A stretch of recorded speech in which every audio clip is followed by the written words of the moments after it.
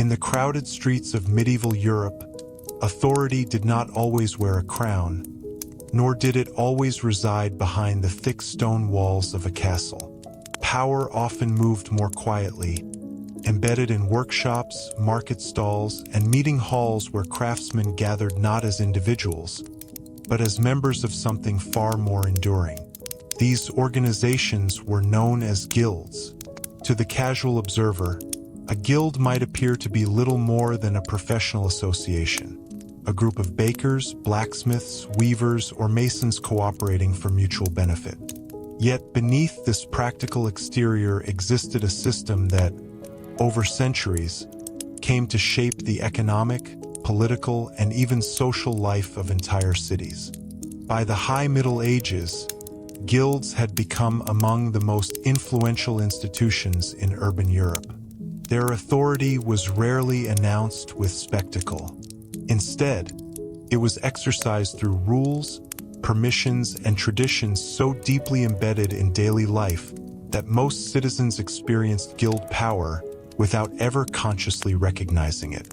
To understand how this influence developed, one must begin with the environment in which medieval towns first expanded. Following the relative instability of early medieval centuries, Europe gradually saw the revival of trade. Markets reappeared, roads became safer, populations increased. With this growth came a new class of urban workers, craftsmen whose skills were essential to city survival. Unlike rural peasants tied to land, these urban workers depended on reputation and trust. A poorly made tool, a spoiled loaf of bread, or a weak bridge could have immediate and dangerous consequences. In a world without standardized inspections or modern regulation, communities required another way to ensure reliability. Guilds emerged as that solution. At their origin, guilds functioned primarily as systems of quality control. They established who was permitted to practice a trade, how goods should be produced, and what standards must be maintained. To join a guild was not merely to gain employment. It was to receive formal recognition that one's work could be trusted by the community.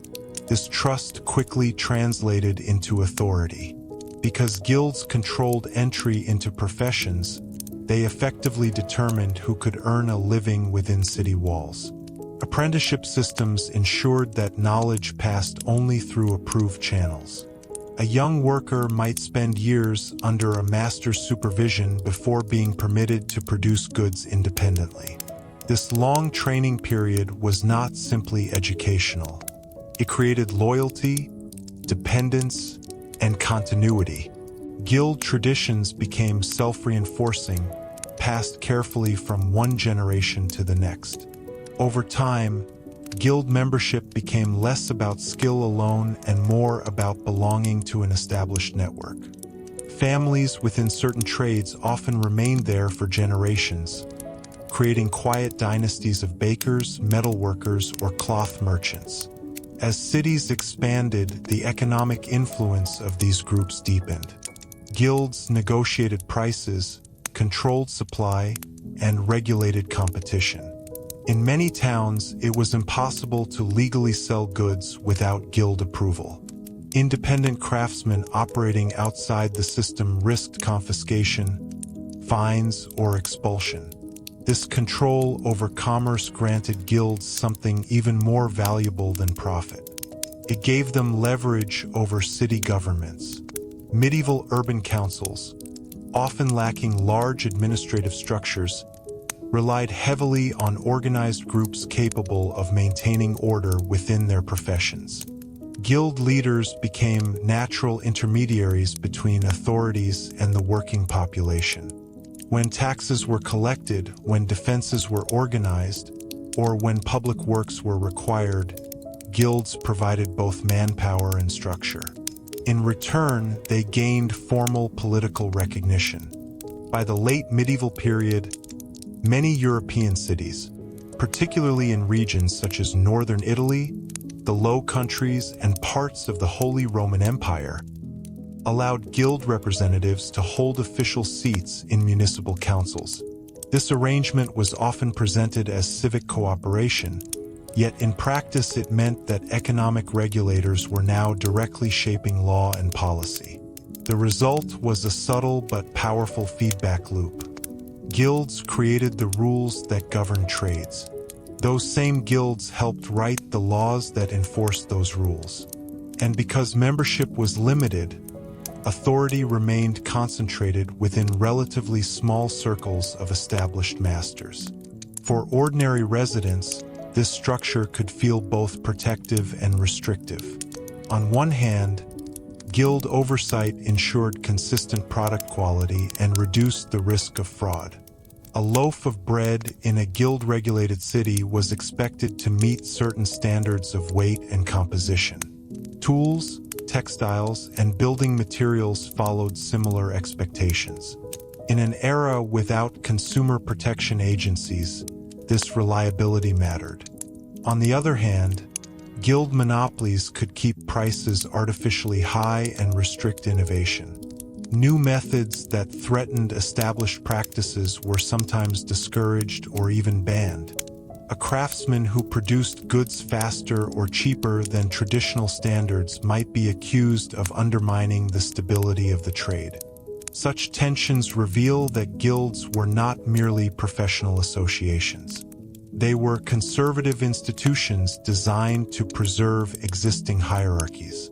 Their influence extended beyond economics into social life as well. Guilds organized religious festivals, funded charitable activities, and supported members during illness or old age. Participation in these events reinforced identity, binding individuals not only to a profession but to a community. In many cities, processions on feast days displayed guild banners, colors, and symbols. These public ceremonies quietly communicated status. Some guilds held greater prestige, goldsmiths, for example, while others occupied lower positions in the social order. Thus, even celebration became a display of structured hierarchy. Over generations, guild halls themselves became centers of authority. These buildings hosted meetings, negotiations, and training. Within their walls, decisions were made that affected prices, employment, and sometimes the political direction of the city. To modernize, this influence might resemble a mixture of trade union, regulatory agency, business association, and social club combined into a single institution. Yet, unlike modern organizations, medieval guilds often operated with minimal external oversight. Their power persisted largely because it appeared natural. Citizens grew up surrounded by guild rules. Apprentices expected long training. Masters expected loyalty. City officials expected cooperation. Because the system evolved gradually, few questioned its legitimacy. Even challenges to guild authority tended to occur only during periods of economic stress, when rising populations or changing trade routes created pressure for new opportunities.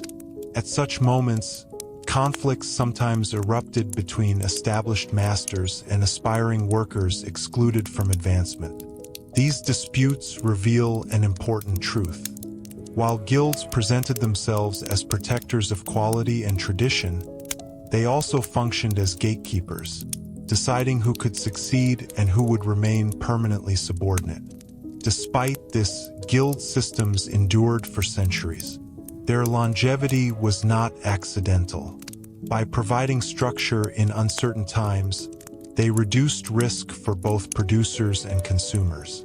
In a world where a single failed harvest or disrupted trade route could destabilize an entire region, predictability held immense value. Guilds offered that predictability.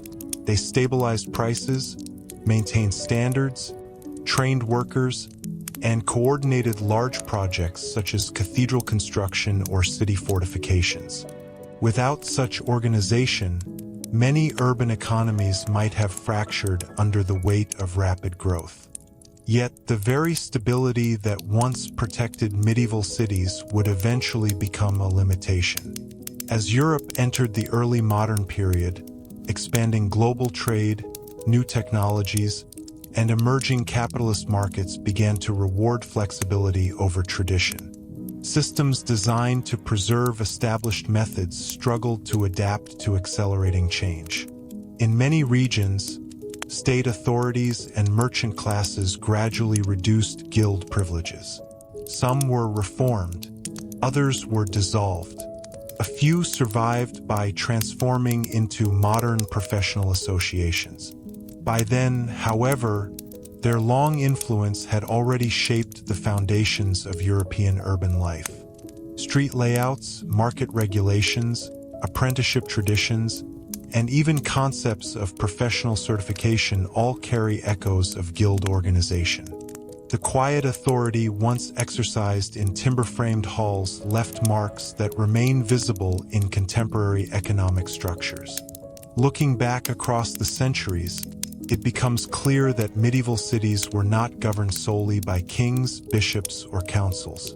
They were also guided, often quietly, by networks of craftsmen who understood that control over work could become control over society itself. The power of the guilds did not depend on armies or grand proclamations. It rested on something far more durable: the ability to decide who was allowed to participate in the economy. And in any era, that authority is rarely insignificant. In many cities, the authority of guilds became most visible not during ordinary commerce, but during moments of crisis. When food supplies tightened, when trade caravans were delayed, or when conflict threatened the stability of a region, municipal leaders often turned first to the guilds. These organizations possessed something few other institutions could offer: immediate coordination among skilled workers. Bakers could regulate bread production to prevent panic buying. Butchers could manage rationing. Masons and carpenters could be mobilized to repair walls, reinforce gates, or construct defensive barriers. Such practical reliability strengthened the perception that guilds were not merely private associations but essential components of civic survival.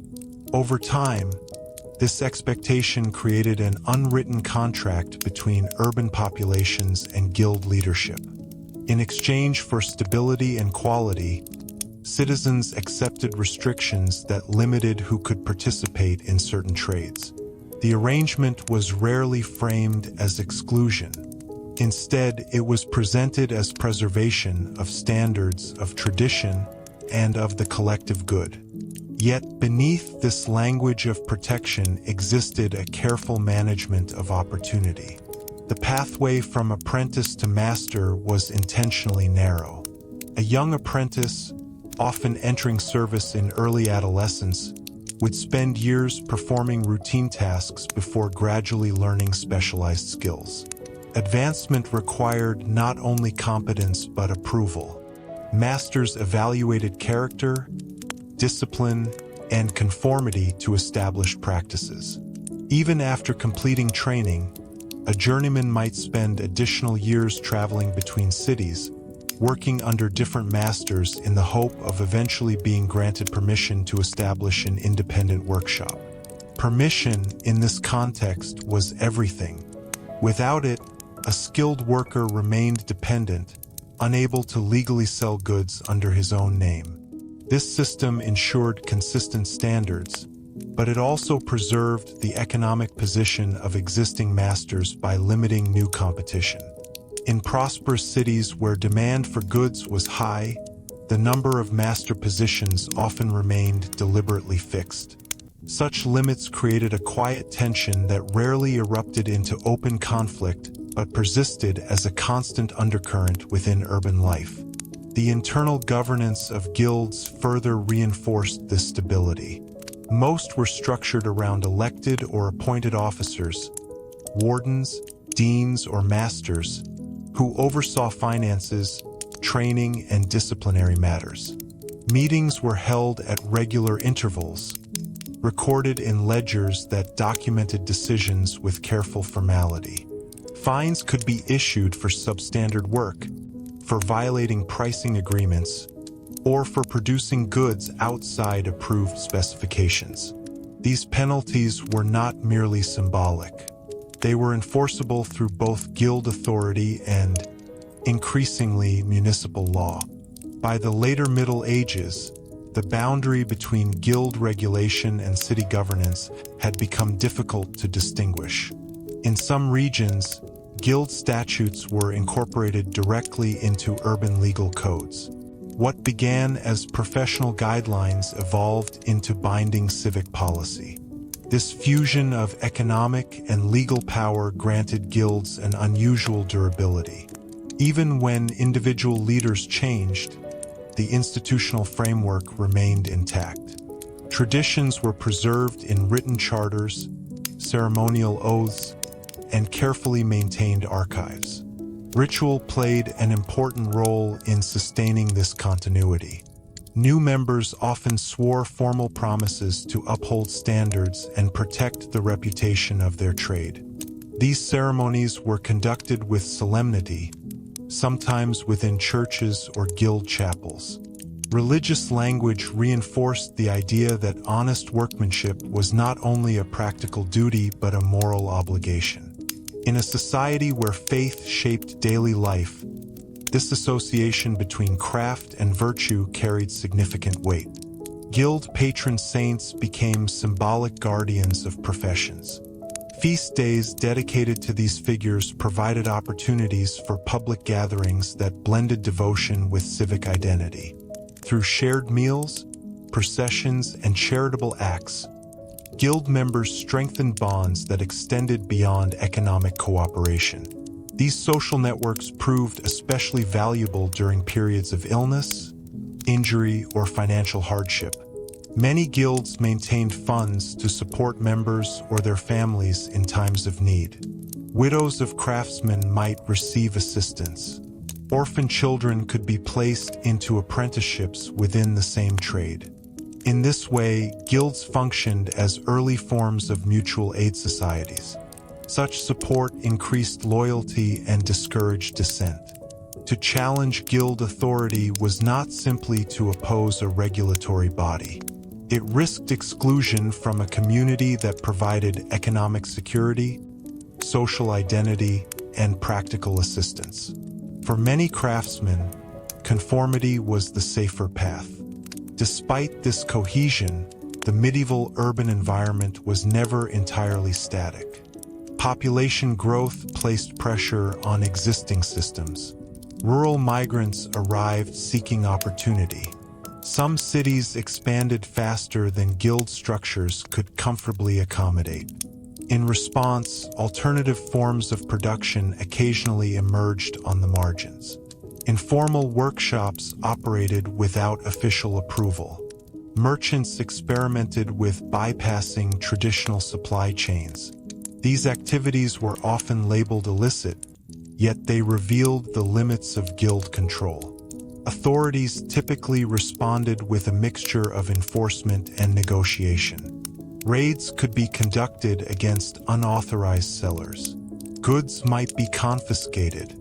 At the same time, city councils sometimes permitted limited exceptions when economic necessity demanded increased production.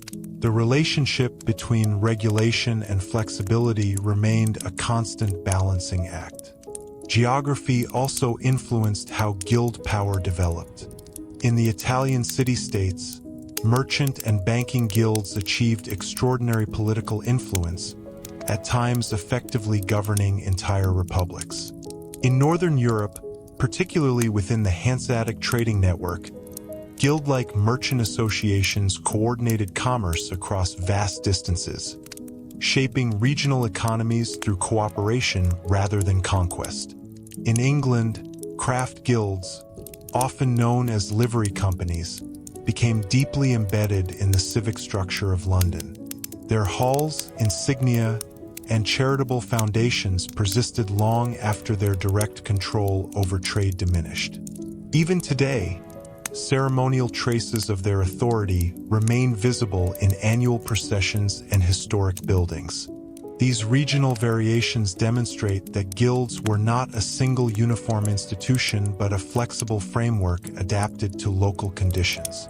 What united them was a shared principle: that skilled labor should be organized, regulated, and protected by those who practiced it. This principle held clear advantages in a world defined by uncertainty. Quality assurance reduced risk. Structured training preserved specialized knowledge. Collective bargaining strengthened the position of craftsmen against powerful merchants or landowners. Yet the same structure that protected workers could also constrain progress. Innovations that threatened established methods, new tools, faster production techniques, or alternative business models often faced resistance. Masters who had invested decades mastering traditional processes were understandably cautious about changes that might devalue their expertise. As long-distance trade expanded during the 15th and 16th centuries, merchants increasingly sought larger volumes of goods at lower prices. Meeting this demand required production methods that guild systems were not always designed to accommodate. Workshops outside guild control, sometimes organized by wealthy investors, began producing textiles and other commodities more efficiently. These developments marked the early stages of a gradual shift. Economic power began moving from small, tightly regulated urban workshops toward broader commercial networks. States seeking increased tax revenue and military funding found advantages in supporting industries capable of large-scale output. In this changing environment, guild privileges, once seen as essential safeguards, were occasionally reinterpreted as obstacles to growth. Reforms emerged unevenly across Europe. Some cities attempted to modernize guild regulations, allowing greater flexibility in production while preserving standards. Others reduced entry barriers to encourage competition. In certain regions, particularly during the 18th century, governments formally abolished many guild monopolies in favor of freer markets. The transition was rarely immediate. Centuries of tradition could not be dismantled overnight. In many places, guild structures lingered in modified forms, continuing to provide training, certification, and social support even after losing direct control over pricing and production. By then, however, their legacy had already shaped the expectations surrounding skilled work. The idea that professions require formal training, recognized credentials, and adherence to shared standards can be traced, in part, to medieval guild practice. Modern apprenticeships, licensing systems, and professional associations echo patterns established long before industrialization. Even contemporary discussions about balancing quality, fairness, and open competition reflect debates that once took place within candlelit guild halls. When viewed across the long span of history, the influence of guilds appears less as a temporary medieval curiosity and more as a foundational experiment in organizing economic life. They demonstrated that communities could regulate complex systems of production without centralized bureaucracies, relying instead on shared identity and mutual accountability. Their success depended not on spectacle, but on routine. Day after day, transactions were monitored. Standards were enforced. Skills were transmitted from master to apprentice. Through countless ordinary decisions, guilds maintained a framework that allowed medieval cities to function with a degree of predictability unusual for the era. It is easy, from a modern perspective, to focus on the dramatic events of the Middle Ages: wars, dynastic struggles, and shifting borders. Yet beneath those visible upheavals, quieter institutions were shaping the daily realities of urban life. Among the most influential of these were the guilds. They rarely commanded armies or issued sweeping proclamations. Instead, They governed through permissions, traditions, and expectations so deeply embedded that they became almost invisible. Their authority was exercised in workshops, marketplaces, and meeting rooms where the future of trades and livelihoods was decided with measured deliberation. In this quiet manner, medieval guilds helped determine who could work, how cities were supplied, and how communities maintained trust in the goods upon which survival depended. Their power was subtle, but it was rarely small. As the late medieval centuries progressed, the influence of guilds became increasingly intertwined with the physical landscape of European cities. Their presence was not only administrative or economic, it was architectural. Guild halls stood along central streets, often near marketplaces or cathedrals, signaling their importance without the need for overt displays of dominance. These structures were more than meeting places.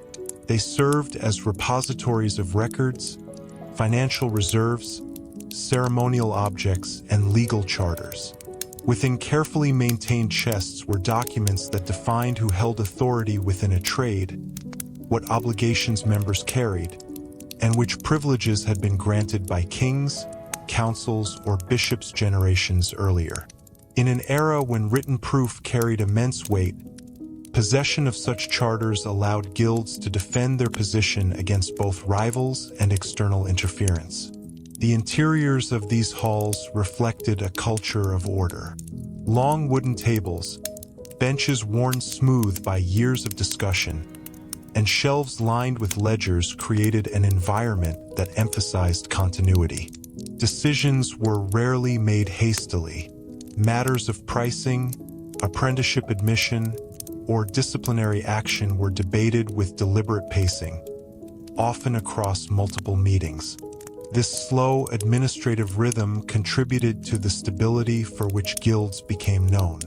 Beyond governance, guild halls also functioned as symbols of collective identity. Coats of arms, trade emblems, and carefully preserved tools were displayed as reminders of shared heritage. A blacksmith's hammer, a weaver's shuttle, or a goldsmith's delicate instruments were not merely functional objects. They represented the legitimacy of the craft itself. By surrounding members with these symbols, guilds reinforced the idea that each individual was part of a lineage extending backward through generations. This sense of continuity proved especially powerful in cities where populations were constantly shifting. Merchants arrived from distant regions, laborers moved in search of opportunity, and political alliances changed with surprising frequency. Amid such movement, guild membership offered a stable point of reference. To belong to a recognized trade meant possessing an identity that others could immediately understand. Trust in medieval commerce was inseparable from familiarity. Customers often preferred to purchase goods from known guild workshops because the emblem displayed above a doorway served as an informal guarantee. If a product failed, responsibility could be traced not only to an individual craftsman but to the entire organization standing behind him. This collective accountability reduced uncertainty in transactions that otherwise relied heavily on personal reputation. Yet the same mechanisms that fostered trust also reinforced exclusion. Those who lacked guild affiliation, migrants without connections, laborers unable to secure apprenticeships, or individuals from marginalized backgrounds, found themselves limited to irregular or lower status work. Cities that appeared vibrant and prosperous from the outside often contained layers of restricted opportunity beneath their surface. Economic historians have noted that this structure created what might be described as controlled scarcity. By regulating the number of masters within a trade, guilds could maintain consistent income for members while preventing sudden market saturation. From the perspective of existing craftsmen, this was a rational defense against instability. From the perspective of aspiring workers, it could feel like a barrier that was difficult to overcome regardless of skill. These tensions occasionally surface during periods of demographic growth, particularly after recovery from major crises such as famine or epidemic. As populations rebounded, demand for goods increased, but guild restrictions did not always expand at the same pace. The resulting imbalance sometimes encouraged unofficial production networks operating beyond formal oversight. Municipal authorities faced a delicate decision in such moments. Strict enforcement preserved traditional order but risked limiting economic expansion. Relaxing controls could stimulate growth but weaken established institutions that had long supported urban stability. Most cities adopted a cautious approach, allowing small adjustments rather than sweeping reforms. Another dimension of guild influence appeared in their relationship with education. While universities trained clergy, lawyers, and physicians, practical technical knowledge remained largely within the custody of guild systems. Techniques for metalworking, dye production, glassmaking, or complex carpentry were transmitted through demonstration rather than written manuals. Masters guarded certain methods closely, sharing them only with trusted apprentices. This controlled transmission of knowledge served two purposes. It protected the reputation of the trade by ensuring competence, and it preserved competitive advantages within the city's economy. In regions known for specialized production, fine textiles in Flanders, precision metalwork in parts of Germany, or intricate stonemasonry in France, guild oversight helped maintain consistent quality that attracted long-distance buyers. Reputation, once established, could define a city's prosperity for generations. Merchants traveling across Europe often sought goods associated with particular locations, confident that established guild standards would be upheld. In this way, local regulations contributed to broader trade networks. A seal impressed on a bale of cloth or stamped onto a metal tool signaled adherence to recognized practices, reducing the need for extensive inspection upon arrival in distant markets. Despite these advantages, pressures for change continued to build quietly. Expanding maritime trade introduced new materials, new competitors, and new expectations regarding volume. Workshops structured around small teams and meticulous hand production found it increasingly difficult to match the output demanded by emerging commercial enterprises. At first, guilds attempted to adapt by permitting limited collaboration between masters or by adjusting production quotas. These measures provided temporary relief but did not fully address the structural shift underway. The economic world was gradually moving toward larger, more flexible systems capable of responding quickly to fluctuating demand. Within guild meetings, debates likely reflected this uncertainty. Older members, whose livelihoods depended on established methods, favored caution. Younger craftsmen, aware of changing markets, sometimes advocated for experimentation. The resulting compromises often slowed transformation, preserving stability but reducing competitiveness. This pattern measured adaptation in the face of accelerating external change would become a defining characteristic of guild institutions as Europe approached the threshold of the modern age. As Europe moved gradually into the 17th century, the pressures reshaping urban economies became more visible in the daily routines of craftsmen and merchants alike. Trade routes now extended far beyond regional boundaries, connecting inland workshops to distant ports and overseas markets. Goods that had once been produced primarily for local consumption were increasingly expected to meet the demands of buyers who would never see the streets where those items were made. This widening commercial horizon altered expectations about speed, volume, and consistency. Merchants, responsible for fulfilling large contracts, required reliable quantities delivered on predictable schedules. Guild workshops, traditionally organized around small teams and careful hand production, were not always structured to operate at such scale. Their strength had long been precision and oversight rather than rapid expansion. In response, some guilds experimented with subtle internal adjustments.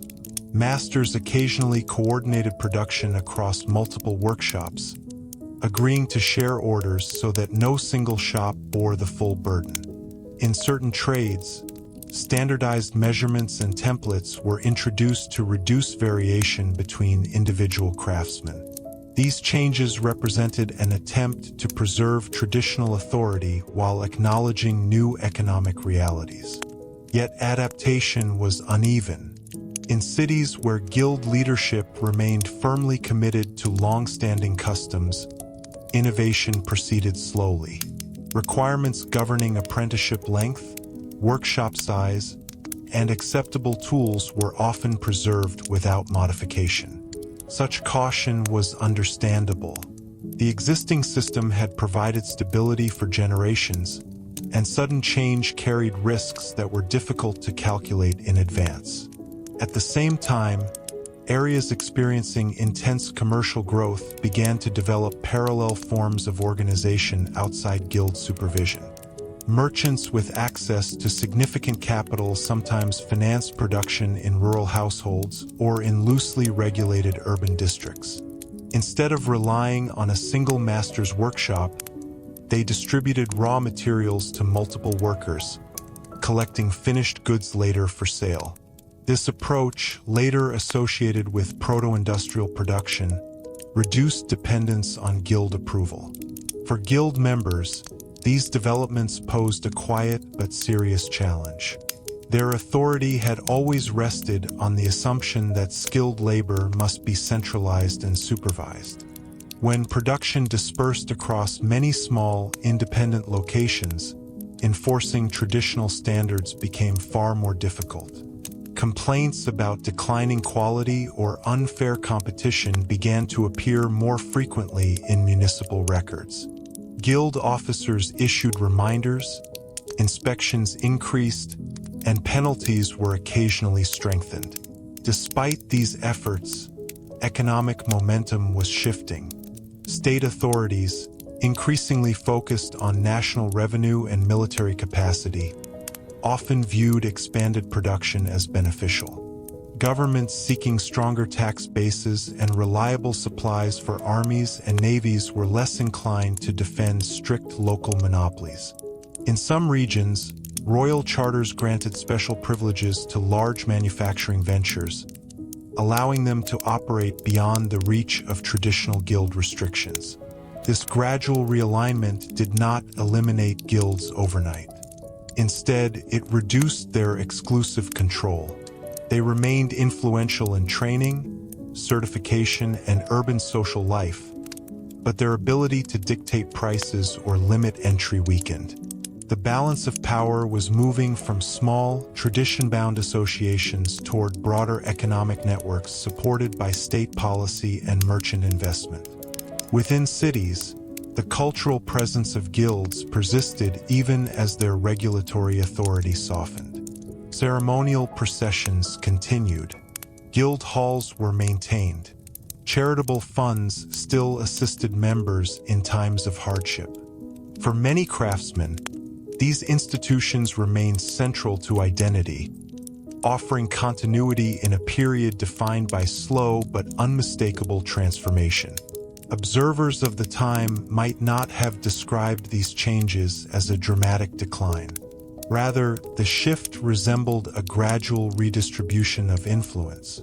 Responsibilities once concentrated within guild structures were being shared, sometimes reluctantly, with emerging commercial and governmental systems. The transition unfolded over decades, often without a single decisive moment. In this way, the story of the guilds during the early modern period is less about sudden disappearance and more about adaptation under pressure. Institutions built to protect stability were now learning to operate in an environment where flexibility had become increasingly valuable. By the 18th century, the transformation that had been gathering momentum for generations became more apparent in the rhythms of urban life. Markets were busier, trade networks were wider, and the expectations placed upon production had shifted in ways that older guild structures had not originally been designed to accommodate. Cities that once relied primarily on localized exchange were now connected to expanding national and international economies. Within this changing environment, the traditional authority of guilds began to appear increasingly ceremonial rather than decisive. Their halls still hosted meetings, their officers still maintained records, and apprentices still entered workshops through established rituals. Yet many of the most significant economic decisions were now influenced by forces operating beyond the boundaries of any single city. Merchants with access to overseas trade brought new materials and new competitive pressures. Textiles, metals, dyes, and finished goods could arrive from distant regions at prices that local craftsmen found difficult to match. Even when quality differed, the sheer volume of imported products altered consumer expectations. Buyers who once relied exclusively on nearby workshops now had alternatives. Guild leaders responded in measured ways. Some attempted to reinforce quality standards, emphasizing the reliability and durability of locally produced goods. Marks, seals, and inspection systems were refined to reassure customers that traditional craftsmanship still offered advantages. In certain trades, guilds promoted the idea that careful, regulated production protected communities from the risks associated with poorly made imports. At the same time, a quieter adaptation unfolded within workshops themselves. Masters began adopting selective improvements, new tools, refined techniques, or reorganized workspaces that allowed modest increases in efficiency without abandoning the principles of supervised craftsmanship. These adjustments were often incremental, introduced cautiously so as not to disrupt established hierarchies. Despite these efforts, broader political philosophies were beginning to shift. Enlightenment-era thinkers across Europe questioned long-standing monopolies and privileges, arguing that open competition could encourage innovation and reduce prices. While these ideas were debated primarily among intellectual and administrative circles, their influence gradually reached policy. Some governments started to reconsider whether tightly controlled urban trades best served expanding national economies. Reform did not occur uniformly. In certain regions, authorities reduced specific guild privileges, allowing non-members limited rights to produce or sell goods. Elsewhere, licensing systems replaced older membership requirements, preserving standards while loosening hereditary or restrictive entry practices. These measures reflected an attempt to balance two competing priorities: maintaining quality and encouraging economic growth.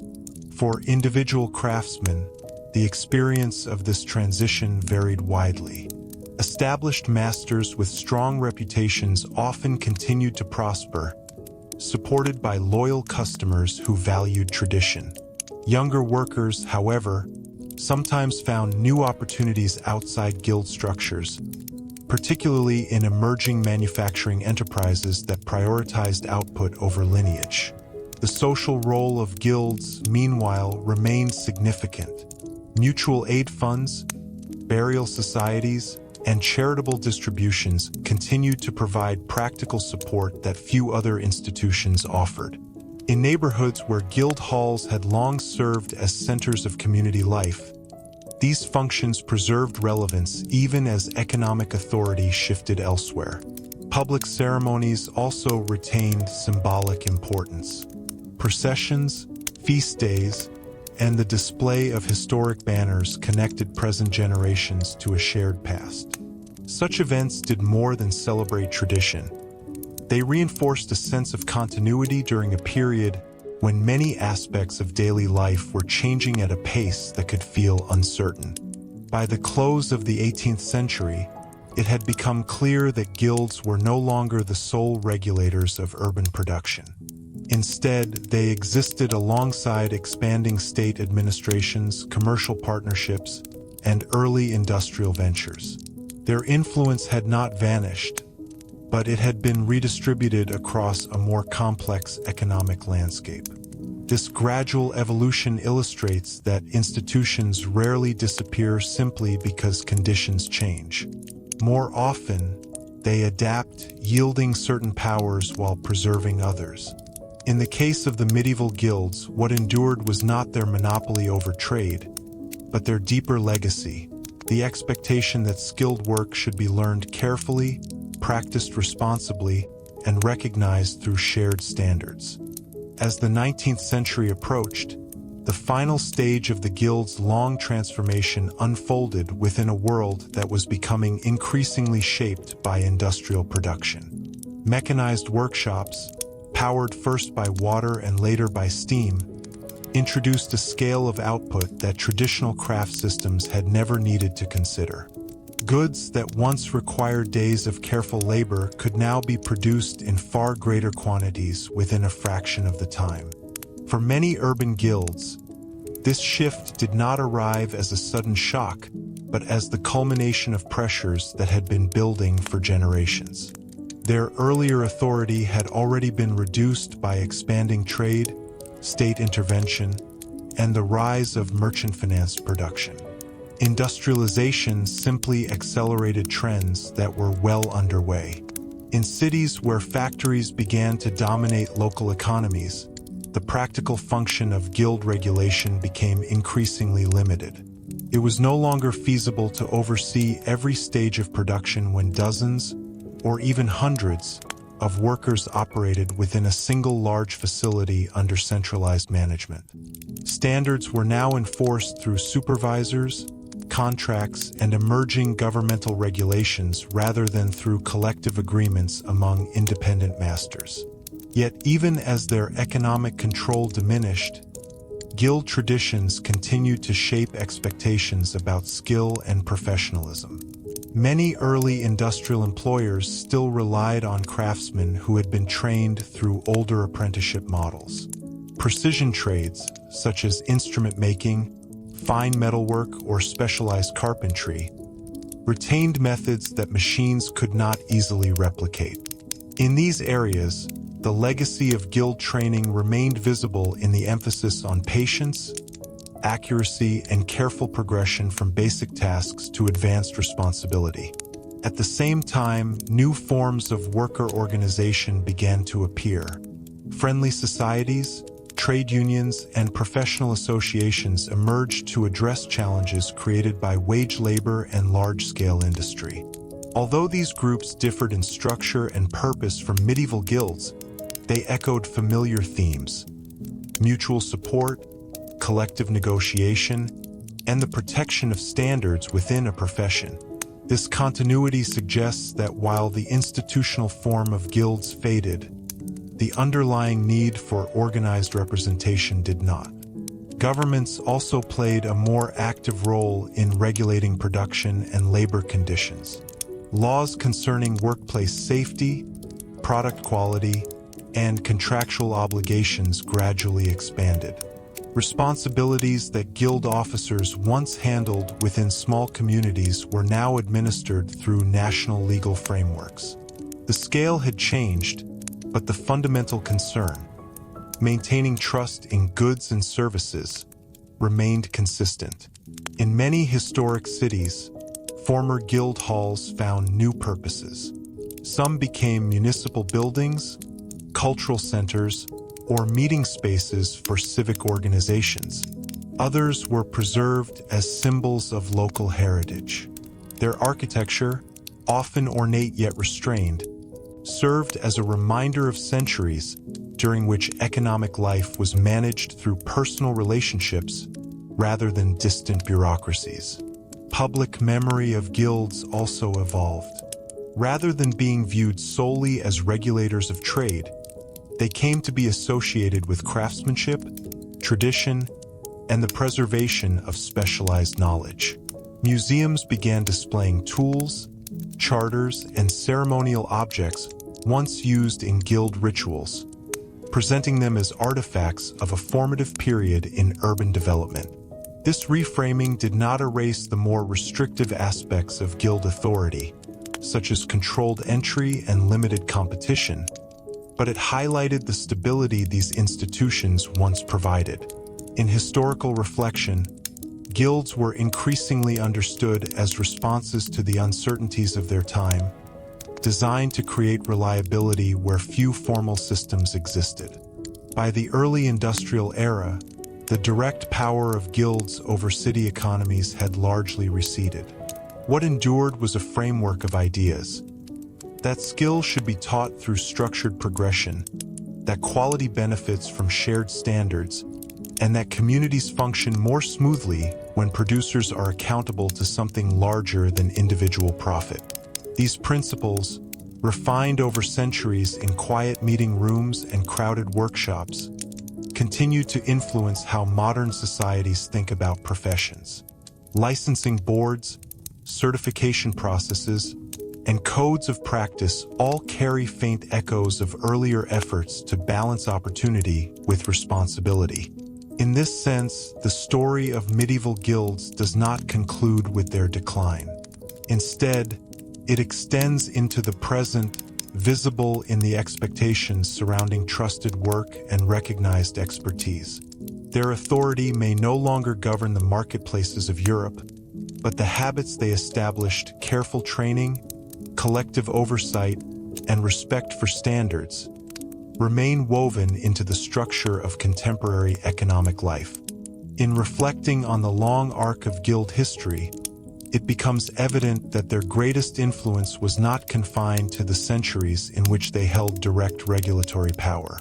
Rather, their deeper legacy lies in the habits of organization and trust that continued to shape urban societies long after their formal authority diminished. Institutions that endure for generations tend to leave behind more than buildings or written records. They leave patterns of behavior that become so familiar they are rarely questioned. One such pattern was the expectation that skill requires time. Within the guild system, mastery was never assumed to be immediate. The progression from apprentice to journeyman and eventually to master established a cultural understanding that competence develops through structured experience.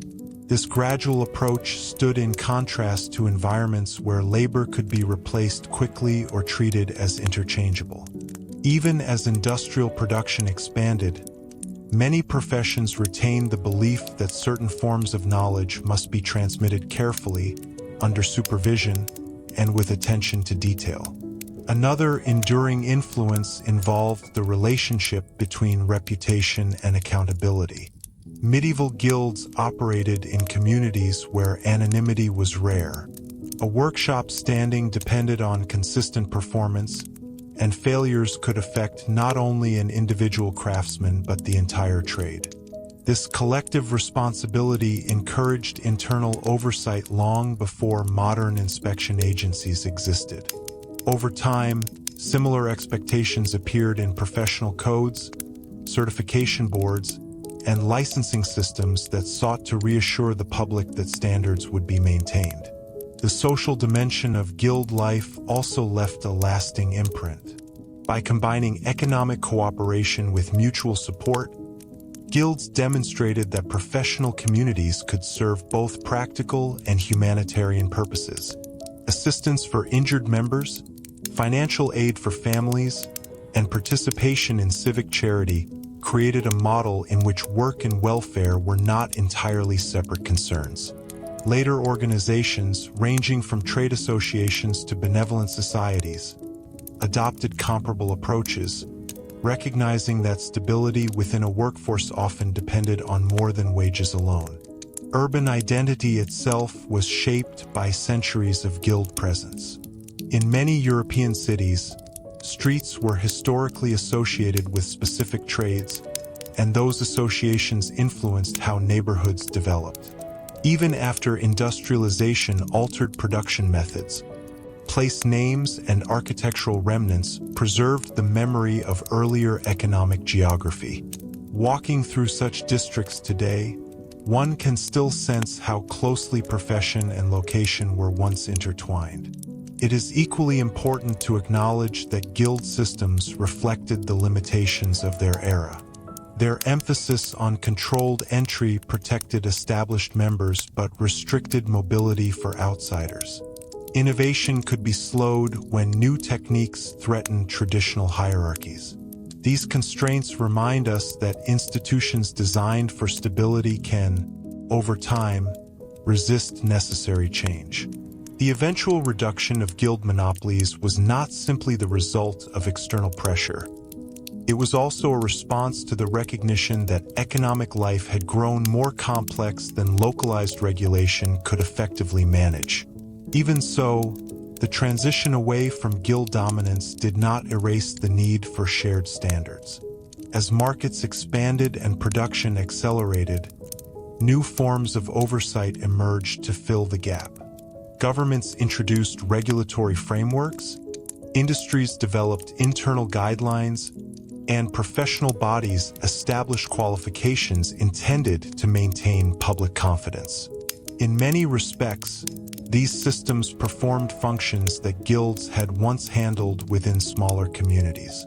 What changed was the scale. Where medieval guilds governed a single city or trade, modern institutions operate across regions or entire nations. Communication that once depended on face-to-face meetings now travels through written protocols and digital records. Yet the underlying objective remains familiar: to ensure that those who produce essential goods or services can be trusted to do so responsibly. Seen from this perspective, guilds represent an early chapter in a much longer story about how societies organize skilled work. They illustrate a moment when economic life relied heavily on personal relationships, shared rituals, and locally enforced expectations. Their gradual evolution, adaptation, and eventual decline reveal how institutions respond when the environments that once sustained them begin to change. Today, the quiet legacy of those medieval workshops persists in subtle ways, in the language of professional mastery, in the value placed on accreditation, and in the continuing belief that quality is not accidental but the result of deliberate practice. Though the banners have faded and the monopolies have dissolved, the principles refined within guild halls continue to influence how modern communities define expertise, responsibility, and trust. When historians examine the everyday functioning of medieval and early modern cities, one recurring observation is how much of urban stability depended on institutions that operated without spectacle.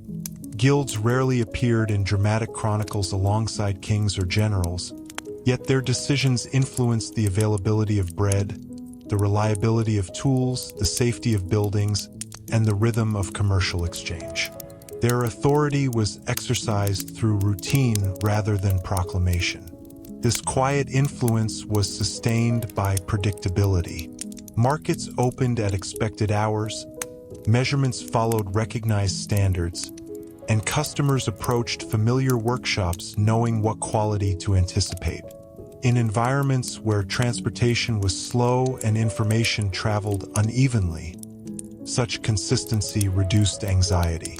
A household purchasing flour or cloth did so with the assumption that the product would resemble what had been bought before. That expectation, repeated across thousands of transactions, formed the foundation of urban trust. Guild regulations played a central role in maintaining this predictability. Agreed price ranges prevented sudden fluctuations that might destabilize supply. Inspections discouraged the use of inferior materials.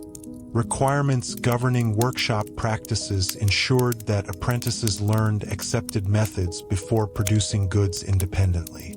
None of these measures were dramatic in isolation, yet together they created a framework that allowed cities to function with a surprising degree of reliability for their time. It is also worth noting how guild systems encouraged long-term thinking. Because membership often extended across decades, Masters had incentives to protect the reputation of their trade, not only for immediate profit but for future security. A decline in standards would affect apprentices, families, and colleagues whose livelihoods depended on sustained demand. This collective perspective contrasted with short-term opportunism that could undermine confidence in local markets. At the same time, the very mechanisms that supported stability sometimes limited responsiveness. When harvest failures, population shifts, or new trade opportunities required rapid adjustment, guild procedures, designed for careful deliberation, could appear slow. Decisions passed through committees, consultations, and formal votes. While this process reduced impulsive errors, it also made swift adaptation difficult in moments of sudden change. Such tensions highlight a broader historical pattern. Institutions built to reduce risk often prioritize continuity over flexibility. In periods of relative calm, this emphasis strengthens resilience. During times of transformation, however, it can create friction between established practice and emerging necessity.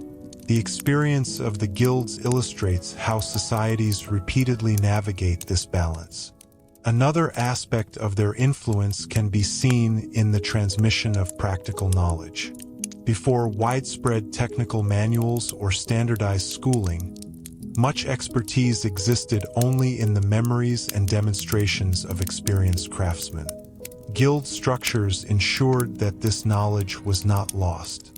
Techniques for selecting materials, judging temperature in a forge, or achieving consistent dye colors were passed from one generation to the next through observation and repetition. In this sense, guilds acted as living archives of applied skill. These informal archives contributed to regional specializations that became economically significant. Cities known for particular crafts attracted merchants seeking dependable quality.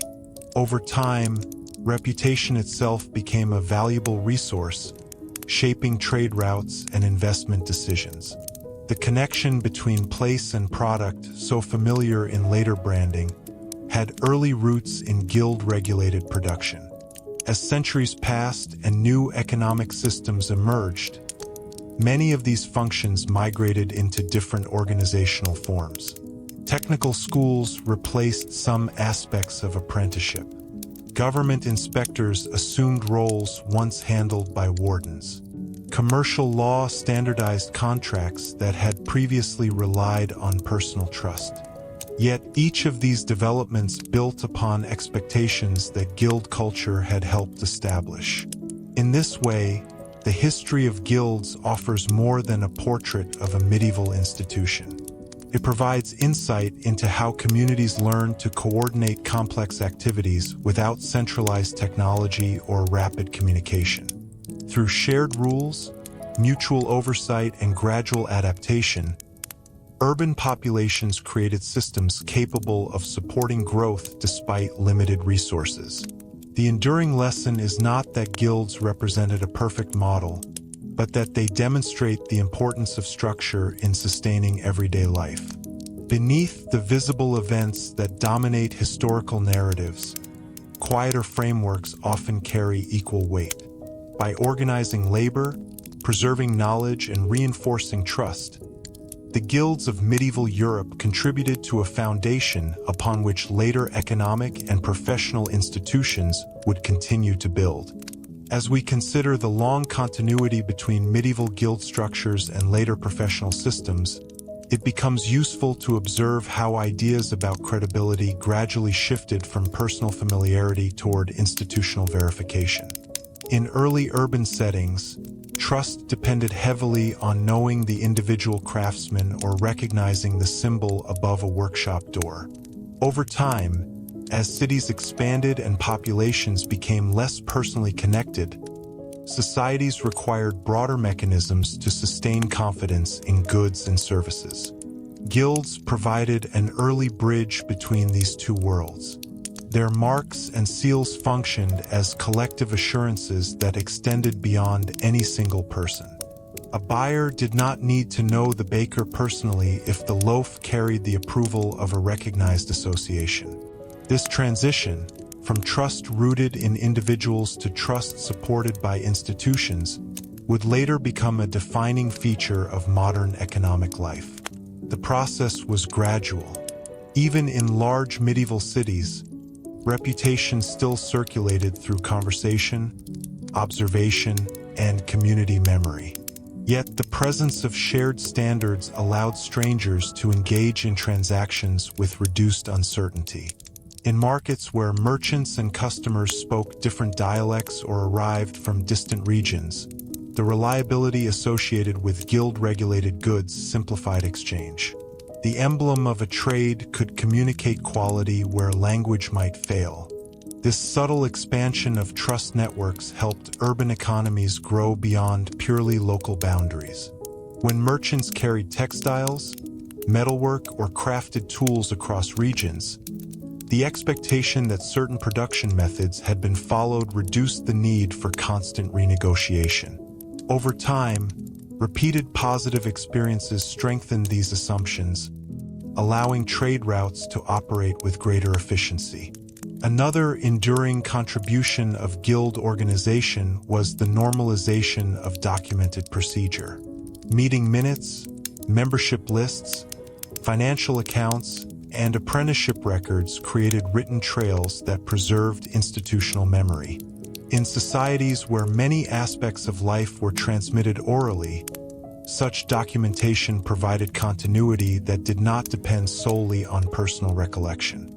Successive generations could consult earlier decisions, learn from past disputes, and maintain consistent policies. This habit of record-keeping foreshadowed later administrative practices adopted by municipalities, corporations, and professional bodies.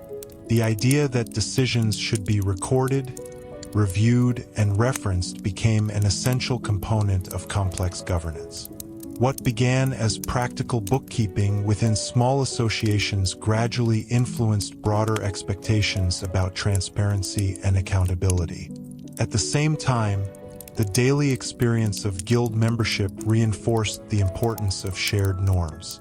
Craftsmen were reminded, through meetings, inspections, and ceremonies, that their work represented more than individual effort. It contributed to the standing of an entire profession within the city. This collective awareness encouraged attention to detail and discouraged actions that might damage long-term reputation for short-term gain. Such cultural reinforcement cannot be measured easily in economic terms, yet it played a significant role in sustaining consistent quality. When individuals believe their performance reflects upon a respected group, they often adopt higher standards than external enforcement alone could achieve. Guild traditions cultivated this mindset through repeated social interaction and mutual observation. Of course, these benefits coexisted with limitations. The same emphasis on shared identity sometimes produced resistance toward unfamiliar methods or newcomers who did not fit established patterns. Communities that rely heavily on internal cohesion may become cautious about change, especially when innovation threatens existing roles. The historical record suggests that guilds, like many enduring institutions, balanced cooperation with conservatism. As Europe continued to modernize, new technologies and administrative systems assumed many practical responsibilities once handled within guild halls. Yet the underlying principles, documented procedure, institutional reputation, collective accountability, remained embedded in emerging structures. Professional licensing, standardized certifications, and industry guidelines all reflect the continuing effort to create dependable frameworks for complex societies. Seen across the centuries, the guilds can be understood as early laboratories in organized trust. They demonstrated that large groups of people could coordinate production, maintain standards, and share responsibility without relying solely on centralized authority. Their methods were shaped by the constraints of their time, Yet the solutions they developed proved adaptable enough to influence later generations. In the quiet routines of meetings, records, and shared expectations, medieval craftsmen helped establish patterns that still guide how modern communities evaluate expertise and reliability. The forms have changed, the scale has expanded, but the underlying pursuit, ensuring that work can be trusted, remains a constant thread connecting the workshops of the past to the professional systems of the present. In the broader sweep of European history, the endurance of guild influence also invites reflection on how communities define the meaning of skilled work itself.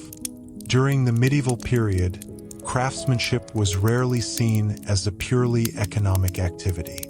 It carried social recognition, moral expectation, and a sense of responsibility toward both customers and fellow members of the trade. To produce an object was not only to complete a transaction, but to contribute to the reliability of daily life within the city. This understanding shaped how quality was perceived. A well-made tool, a carefully constructed beam, or a properly balanced scale was valued not simply for its immediate function, but for the trust it generated over time. When such items performed as expected, they reinforced confidence in the systems that produced them. Guild oversight helped maintain this continuity by encouraging methods that prioritized durability and consistency rather than rapid turnover. As economic conditions evolved, new production environments sometimes shifted attention toward volume and speed. Yet even within these changing contexts, many consumers continued to associate handcrafted goods with dependability. The language of mastery retained cultural weight, suggesting that expertise was earned through patience rather than assumed through position. This perception influenced markets in subtle ways, allowing certain traditional workshops to survive by appealing to customers who valued established standards. The educational dimension of guild practice also contributed to long-term cultural expectations. Apprenticeships did more than transfer technical skill. They introduced young workers to shared norms about conduct, reliability, and cooperation. Learning occurred through observation, repetition, and gradual responsibility.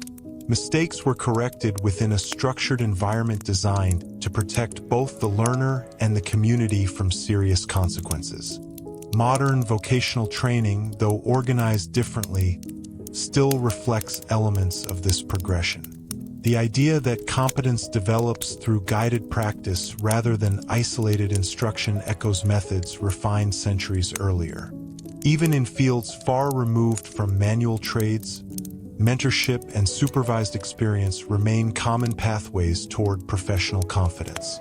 Guild traditions further emphasized the relationship between work and identity. Membership often shaped how individuals were known within their neighborhoods. A person might be recognized not only by family name but by trade affiliation, linking personal reputation to the standing of the craft. This connection encouraged careful behavior, since actions outside the workshop could influence how customers and colleagues perceived the profession as a whole. Such interdependence fostered a culture in which economic activity was closely tied to social responsibility. Charity organized through guild funds, participation in civic ceremonies, and support during hardship reinforced the idea that professional success carried obligations.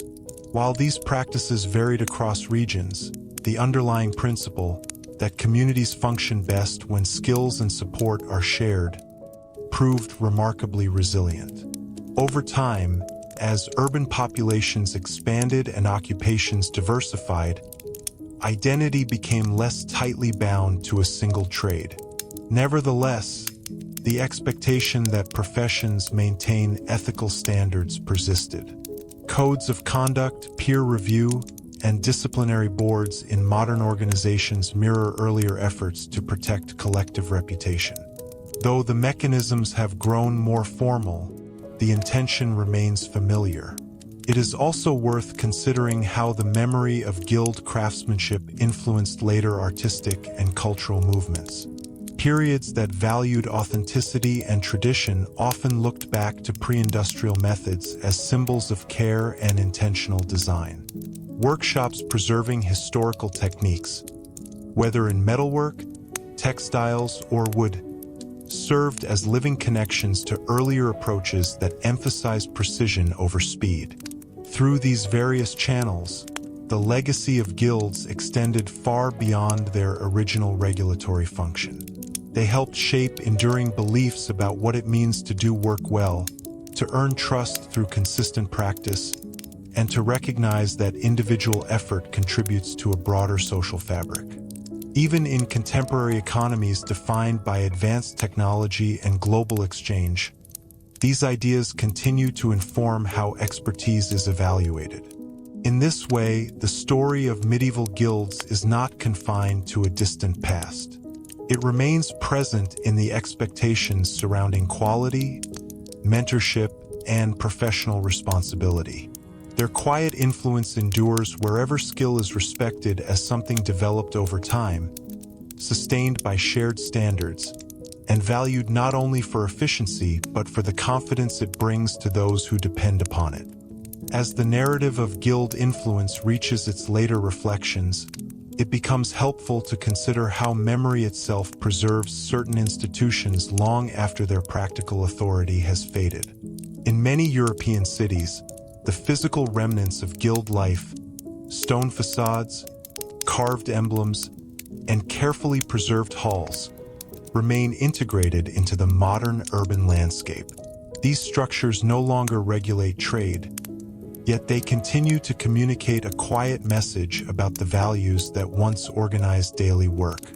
Walking through historic districts, one can still find streets whose names recall occupations that shaped the area centuries earlier.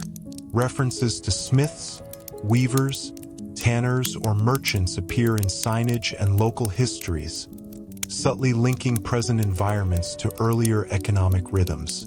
Such continuity illustrates how deeply professional organization once influenced the geography of city life. These visible traces are complemented by less tangible inheritances. Ceremonial traditions, honorary titles, and charitable foundations maintained by successor organizations preserve elements of guild culture in adapted forms. In some cases, former craft associations evolved into educational trusts or cultural institutions dedicated to supporting training in traditional skills. Though their regulatory powers have long since passed, their commitment to stewardship remains evident. The preservation of tools and records in museums further extends this legacy. Carefully displayed ledgers, seals, and instruments reveal the administrative precision that underpinned what might otherwise be imagined as informal workshops. Visitors encountering these objects are often struck by how methodical the systems appear, evidence that medieval economic life relied on structured procedures rather than improvisation alone. Historical scholarship has increasingly emphasized this point. Rather than viewing guilds solely as restrictive monopolies, many researchers now interpret them as adaptive responses to environments lacking centralized oversight. By creating shared rules and mechanisms for accountability, guilds helped communities manage risk in periods when communication was slow and enforcement resources were limited. This perspective does not ignore their exclusivity, but it situates those limitations within the practical concerns of their time. Public interest in traditional craftsmanship has also contributed to renewed attention on guild heritage. Workshops demonstrating historical techniques, such as hand-forged metalwork or loom-based weaving, often emphasize the patience and coordination required to produce consistent results without modern machinery. Observing these processes can provide insight into why earlier societies valued structured training so highly. Mastery depended not only on knowledge, but on repeated practice guided by experienced oversight. In contemporary discussions about sustainable production and material durability, echoes of guild philosophy occasionally reappear. Movements that encourage repair, long-lasting design, and careful sourcing reflect a similar appreciation for workmanship that prioritizes reliability over rapid replacement. While the economic context is very different, the underlying respect for well-made objects connects present concerns with older traditions. Educational institutions, too, continue to draw upon concepts that guilds helped normalize. Certification pathways, supervised internships, and peer evaluation all rest on the assumption that competence should be verified through shared standards rather than individual claims alone. These mechanisms operate on a far larger scale than medieval associations ever could, yet they pursue comparable goals: protecting the public and maintaining confidence in professional services. It is important to recognize that such continuity does not imply direct lineage in every case. Many modern systems developed independently in response to new challenges.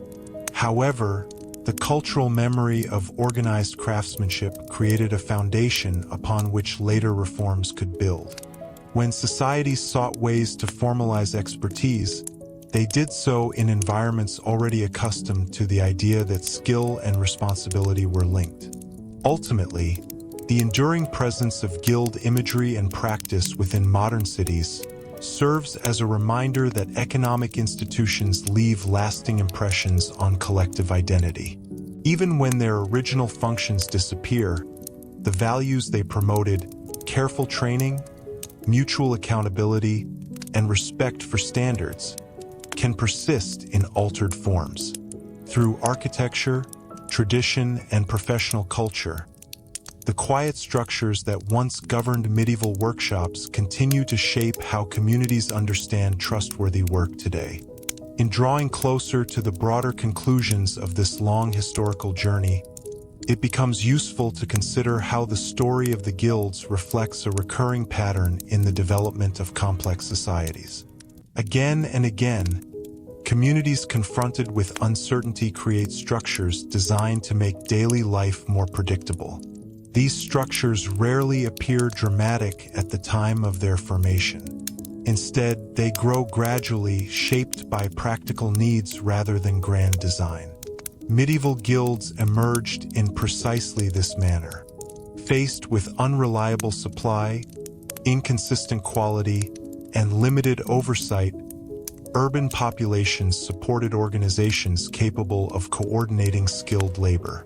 What began as cooperative agreements among craftsmen evolved into durable institutions that regulated entry, preserved knowledge, and mediated relationships between producers, consumers, and civic authorities.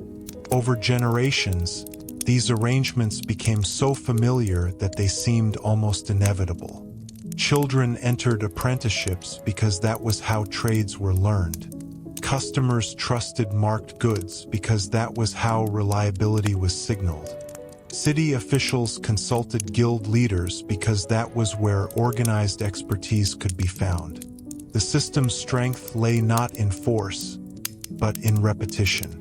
This gradual normalization illustrates how authority can be established without overt coercion. When rules are consistently applied and broadly accepted as beneficial, they become embedded within everyday expectations. Guild power operated largely through this quiet legitimacy. Most participants followed regulations not because they were compelled at every moment, but because the framework provided stability that individuals found difficult to achieve alone. At the same time, the eventual transformation of guild influence demonstrates another historical constant. No institutional arrangement remains perfectly suited to changing conditions.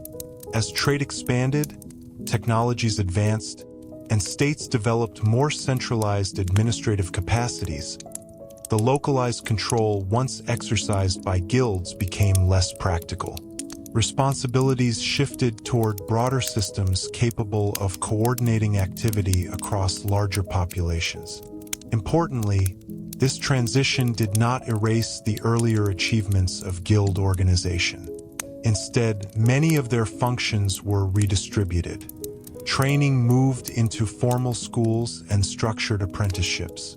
Quality assurance became the responsibility of inspectors and regulatory bodies.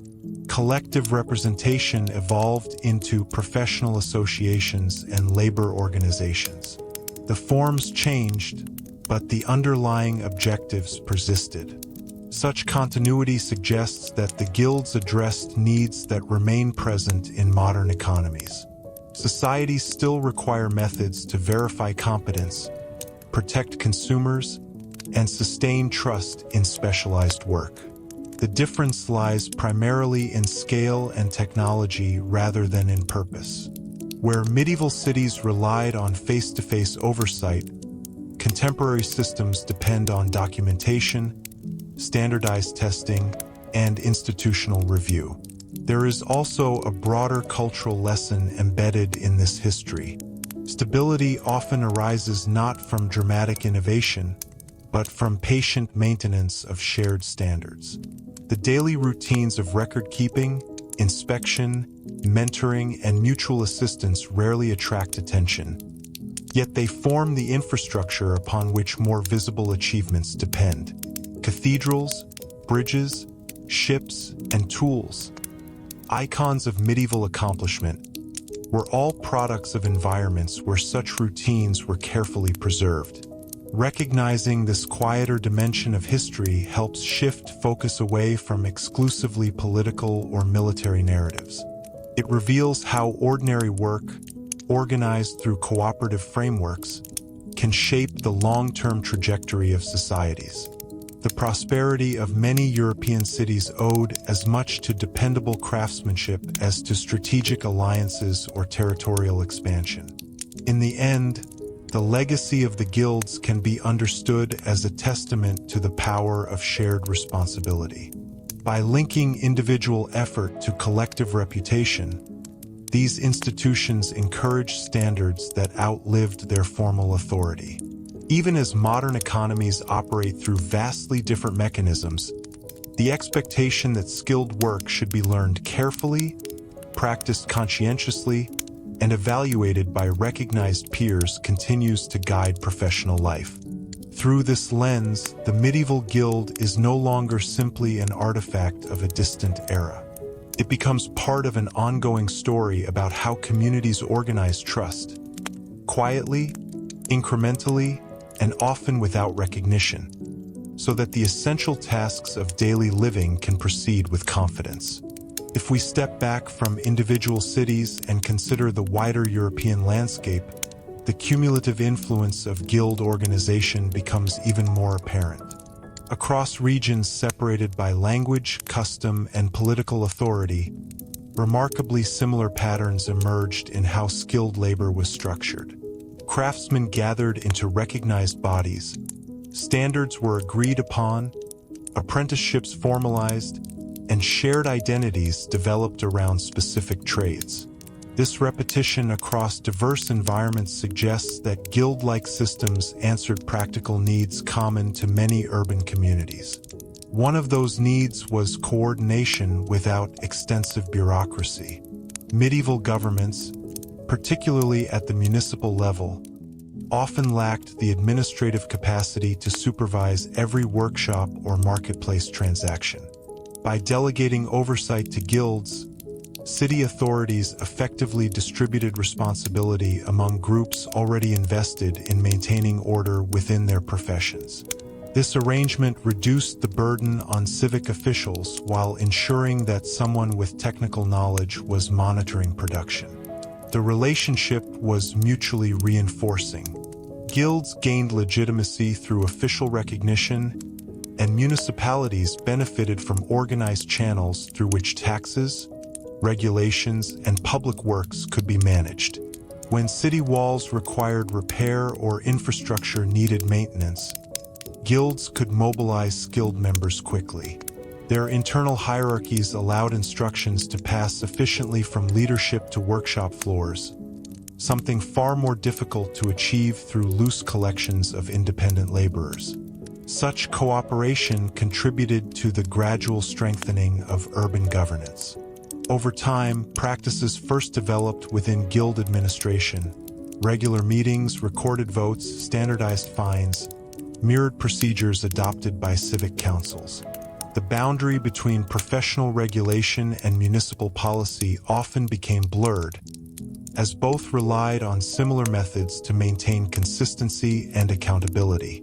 Another widespread effect of guild presence was the stabilization of training pathways across regions. A journeyman traveling from one city to another could expect to encounter familiar expectations regarding skill level and conduct. While local variations certainly existed, the shared framework made mobility possible without starting entirely from the beginning. This partial standardization supported the circulation of knowledge, allowing techniques refined in one area to influence practices elsewhere. At the same time, the movement of craftsmen carried cultural exchange alongside technical expertise. Methods of decoration, tool design, and workshop organization spread gradually along trade routes. In this way, guild networks contributed not only to economic integration but also to the subtle blending of regional styles. Objects produced in different cities began to share recognizable characteristics, reflecting a conversation conducted through materials rather than words. Despite these integrative effects, guilds remained deeply rooted in local identity. Each association preserved its own traditions, symbols, and patronage relationships. This balance, shared structure combined with regional individuality, helped maintain both cohesion and diversity within the broader European economy. Cities did not become identical. Instead, they developed distinctive reputations grounded in common organizational principles. As later centuries introduced centralized states and industrial systems, these locally anchored networks gradually lost their regulatory dominance.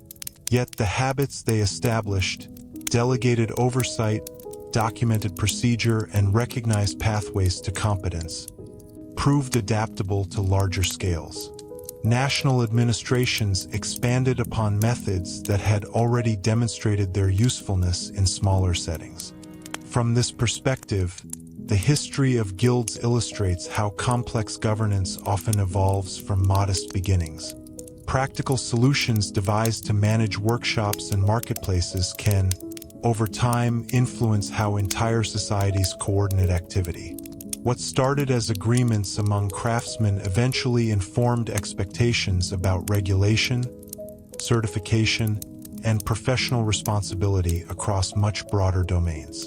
The quiet durability of these patterns underscores a recurring theme throughout this documentary: that the most influential institutions are not always those that command attention through spectacle. Sometimes they are the ones that operate steadily in the background, shaping routines so effectively that their presence becomes almost invisible. In medieval Europe, guilds fulfilled precisely that role, guiding the organization of skilled work in ways that would echo long after their formal authority had receded. As this extended examination nears its final reflections, it is worth considering how the endurance of guild traditions helps explain a broader human tendency: the desire to anchor economic life within systems that feel comprehensible and trustworthy. Across different eras, people have repeatedly sought ways to ensure that essential goods and services are produced by individuals whose abilities are known, whose methods are understood, and whose responsibilities are clearly defined. In the medieval city, guilds fulfilled this role by creating visible structures around otherwise uncertain processes. A workshop did not operate in isolation. It existed within a network of expectations shared by fellow craftsmen, civic leaders, and customers. This network reduced ambiguity. Buyers could assume that a loaf, a tool, or a length of cloth met recognized standards because the community had agreed upon what those standards should be. Such agreements were not abstract. They were reinforced through daily practice, through inspections, mentorship, and the steady repetition of accepted techniques. Over time, these routines shaped collective memory. Residents came to expect consistency not because every transaction was monitored, but because experience suggested that deviations were rare and addressed quickly. When later economic systems expanded beyond local familiarity, societies faced the challenge of preserving that sense of reliability at greater scale. New institutions, commercial law, regulatory agencies, professional boards, attempted to recreate the assurance once provided by face-to-face oversight. While the mechanisms changed, the underlying objective remained recognizable: to make complex exchanges feel dependable even among strangers. The historical experience of guilds demonstrates that trust is rarely sustained by rules alone. It depends equally on shared culture. Medieval craftsmen internalized expectations about honest measurement, proper materials, and careful workmanship because their reputations were intertwined. Modern professions pursue similar outcomes through ethics training, peer evaluation, and continuing education. In both cases, the goal is to align individual behavior with collective confidence. Another enduring insight concerns the relationship between stability and adaptation. Guilds thrived when their carefully maintained standards matched the pace of economic change. When that pace accelerated through expanded trade, technological innovation, or new political priorities, the same structures that once provided security could become restrictive. This tension is not unique to the past. Contemporary institutions also navigate the challenge of preserving reliability while remaining open to improvement. The gradual evolution of guild influence, therefore, serves as a reminder that successful systems must balance continuity with flexibility. Too much rigidity risks stagnation. Too little structure invites uncertainty. Medieval associations experimented, often cautiously, with adjustments that allowed them to endure for centuries despite shifting conditions. Their longevity suggests that measured adaptation can be as important as bold reform. It is also instructive to recognize how much of this history unfolded without dramatic turning points. There was no single moment when guilds suddenly rose to dominance or abruptly disappeared. Instead, their story consists of incremental decisions made in workshops, meeting rooms, and marketplaces, choices that accumulated into lasting institutional patterns. Such gradual change is easy to overlook, yet it often shapes everyday life more profoundly than isolated events. In observing the remnants that persist today, historic halls, ceremonial titles, professional rituals, we encounter echoes of those accumulated decisions. They remind us that economic organization is not solely the product of legislation or innovation, but also of habit, cooperation, and shared expectation. The guilds of medieval Europe exemplified how communities, working within limited resources, created dependable frameworks capable of supporting urban growth. Ultimately, their legacy endures in the continuing belief that skilled work carries obligations beyond immediate profit. Whether expressed through certification, peer accountability, or respect for well-practiced methods, this belief reflects centuries of experience demonstrating that trust must be cultivated deliberately. The quiet systems once maintained by guilds helped establish that understanding, leaving behind a foundation upon which modern professional life continues to build. In the final perspective of this long narrative, the history of the guilds invites us to reconsider how power can exist in forms that are neither dramatic nor immediately visible. Much of their influence rested not in commands issued from above, but in agreements sustained from within. Authority emerged through shared acceptance, through the quiet understanding that certain standards, once established, should be preserved for the benefit of the wider community. This form of power is often described as customary rather than coercive. Guild rules were effective because they aligned with the practical interests of those who depended on stable markets and reliable goods. When a baker measured flour carefully or a mason checked the alignment of stone, the action was guided as much by internalized expectation as by fear of penalty. Over time, such habits created environments where consistency became the norm rather than the exception. The endurance of these practices also highlights the importance of collective memory. Traditions passed from master to apprentice carried more than technique. They transmitted stories about why certain methods mattered. A particular way of tempering metal or preparing dye was not preserved solely because it worked, but because generations had agreed that it represented the safest and most dependable approach. In this way, experience accumulated into custom, and custom into institutional identity. As later societies developed more formal systems of oversight, they often sought to capture this accumulated wisdom in written standards and technical manuals. Yet, even detailed documentation cannot fully replace the subtle knowledge gained through observation and repetition.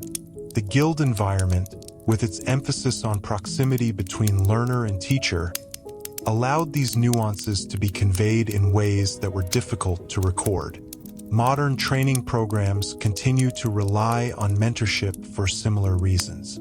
Another lasting contribution of guild culture lies in its recognition that economic life is inseparable from social relationships. Workshops were not isolated units of production. They were embedded within neighborhoods where reputation traveled quickly.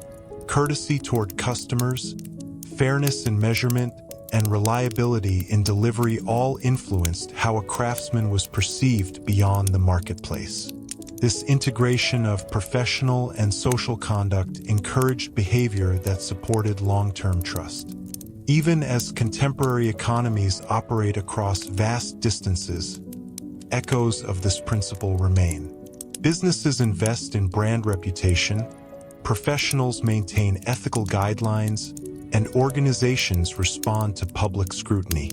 The scale has expanded, but the underlying awareness that credibility depends on consistent conduct reflects patterns visible in much earlier urban communities.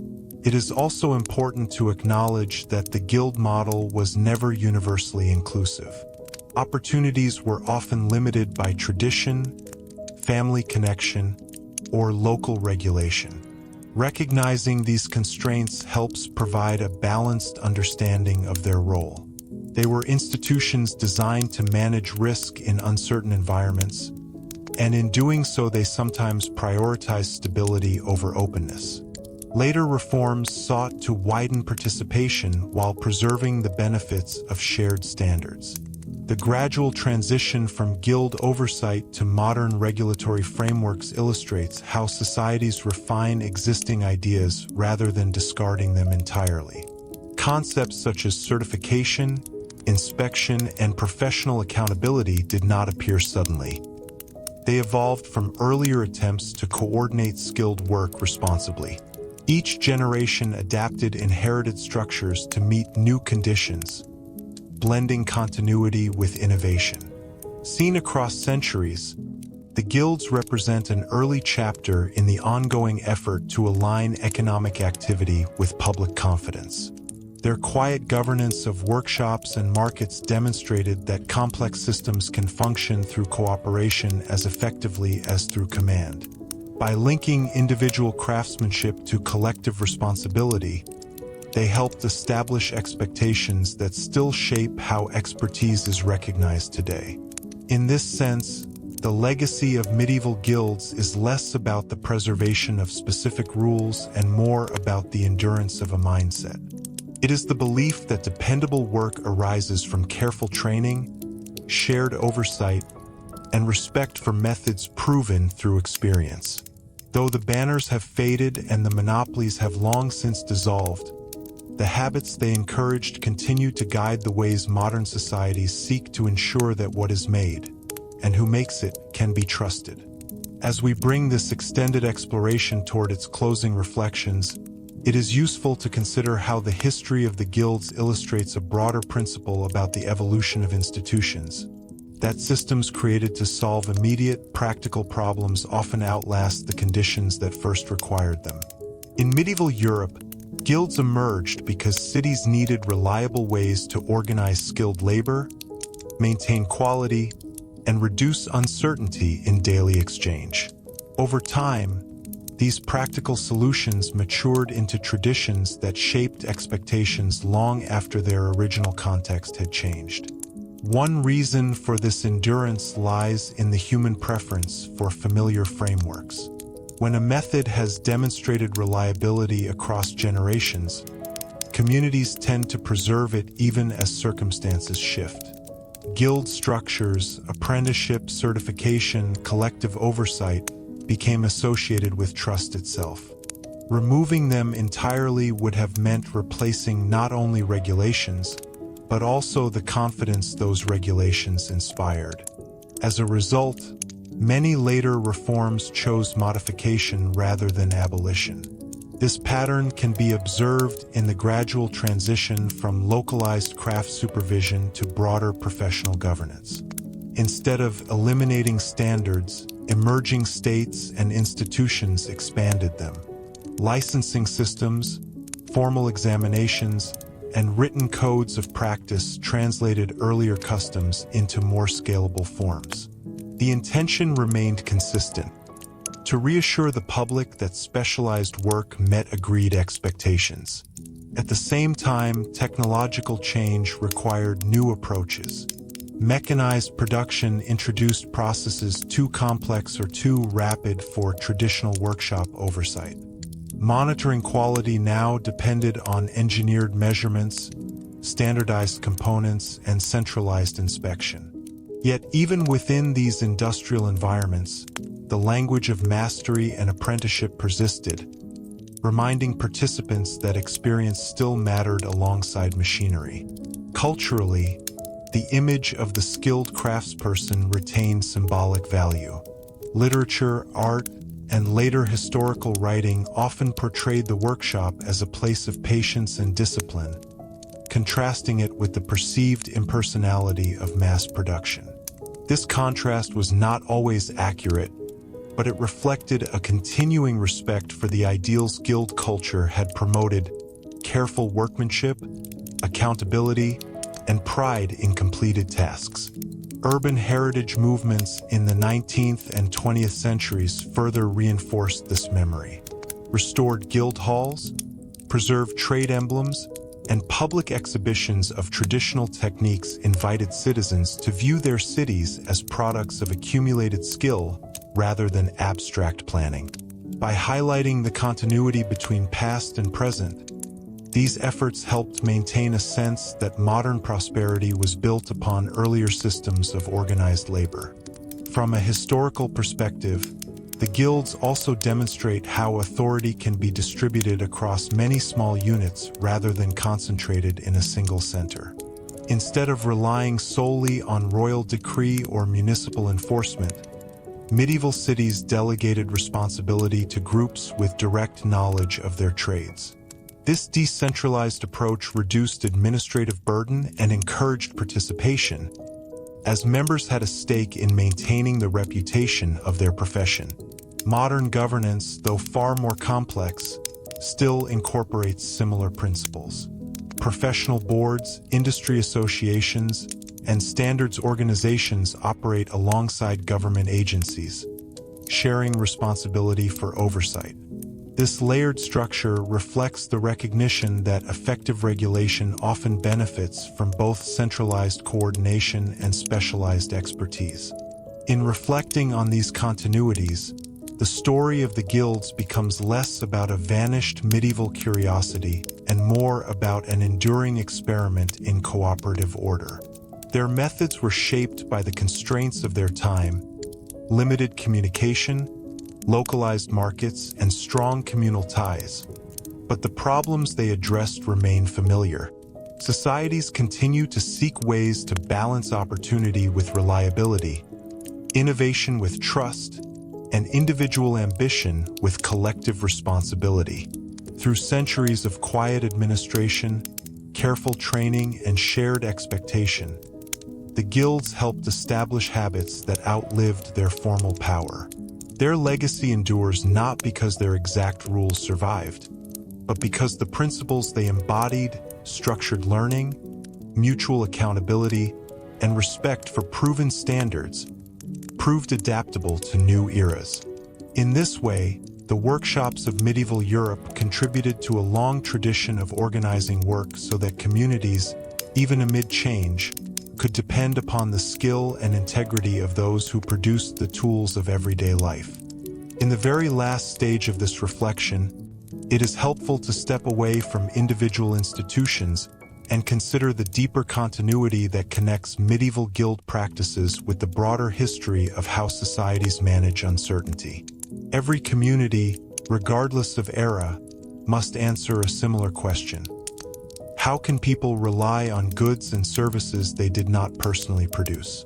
The solutions differ in form, yet they often share a common structure built upon shared rules, recognizable credentials, and mechanisms for accountability.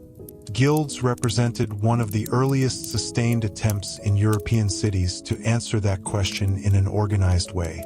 Their approach did not depend on large bureaucracies or distant oversight.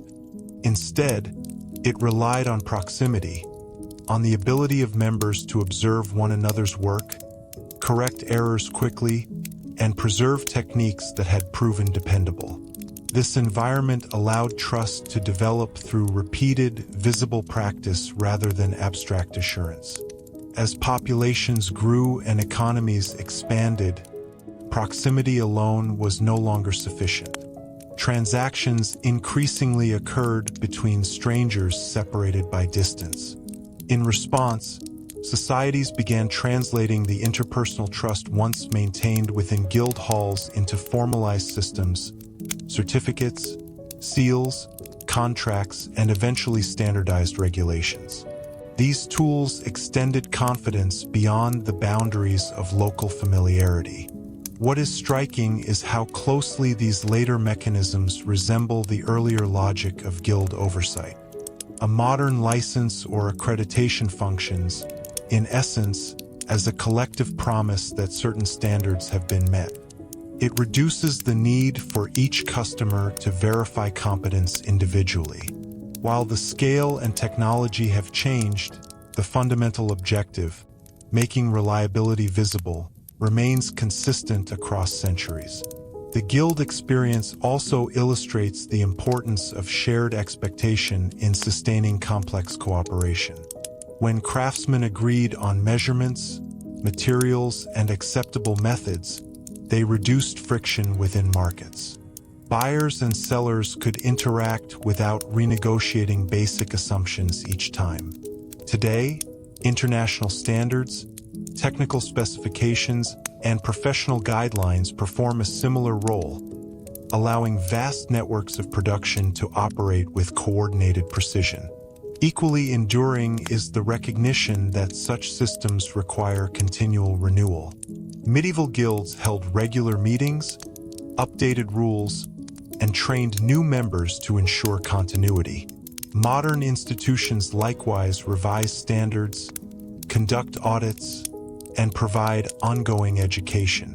Trust is not a permanent achievement. It is a condition maintained through consistent effort. There is also a quieter cultural inheritance embedded in the respect many societies continue to show toward well-practiced skill. Whether expressed through admiration for experienced tradespeople, certified specialists, or seasoned professionals, the idea that expertise is earned over time remains widely accepted. This belief owes much to centuries in which craftsmanship was organized around visible progression from learner to master. At the same time, contemporary perspectives have sought to balance respect for tradition with openness to innovation. Where guild systems once limited entry to preserve stability, modern frameworks often aim to widen access while retaining safeguards for quality. This shift reflects lessons learned from history, that reliability and opportunity need not be opposing goals if standards are applied fairly and transparently. Looking across the full span of this story, the guilds can be understood as part of a long continuum rather than an isolated phenomenon. They stand between informal barter economies and highly regulated modern markets, demonstrating how communities gradually construct layers of organization as their needs become more complex. Each layer builds upon earlier experience, adapting familiar principles to new circumstances. In the end, the quiet authority once exercised in medieval workshops reveals something enduring about human cooperation. Societies function most smoothly when individuals can trust the work of others without constant verification. Achieving that trust requires shared norms, recognized credentials, and a willingness to hold one another accountable. The guilds of Europe developed these elements with the tools available to them, leaving behind a legacy that continues to shape how modern economies understand dependable skill. Though their halls are now historical landmarks rather than centers of regulation, the habits they cultivated, careful training, collective responsibility, and visible standards, remain woven into the fabric of contemporary professional life, reminding us that the pursuit of trustworthy work is not a modern invention, but a tradition refined across many centuries. As this documentary reaches its final contemplative passage, it is fitting to return to the quiet streets where the influence of the guilds was once most deeply felt. In those narrow lanes, long before modern storefronts and electric light, the rhythm of daily life depended on a network of small, disciplined workshops. Doors opened at predictable hours, tools were arranged with practiced familiarity, and the day's work unfolded according to methods refined across generations. For the people who lived within those cities, this routine was not remarkable. It was simply the structure that made ordinary life possible. Bread appeared in the market because bakers followed agreed measures. Bridges held because masons adhered to trusted techniques. Clothing endured because weavers respected the standards of their craft. The stability produced by these habits rarely drew attention, yet it shaped the confidence with which communities moved through each day. What makes the guild system historically significant is not only that it organized labor, but that it did so in a way that embedded responsibility into the culture of work itself. Expectations were not imposed solely from outside. They were reinforced through shared identity. To belong to a trade meant carrying its reputation. Each finished object, whether simple or intricate, reflected upon more than the individual who produced it. Over time, this connection between personal effort and collective standing encouraged a careful approach to tasks that might otherwise have been rushed. The emphasis on measured progress, learning thoroughly before advancing, created environments where errors could be corrected early and knowledge could accumulate steadily. In a period marked by uncertainty in many other aspects of life, such predictability provided reassurance.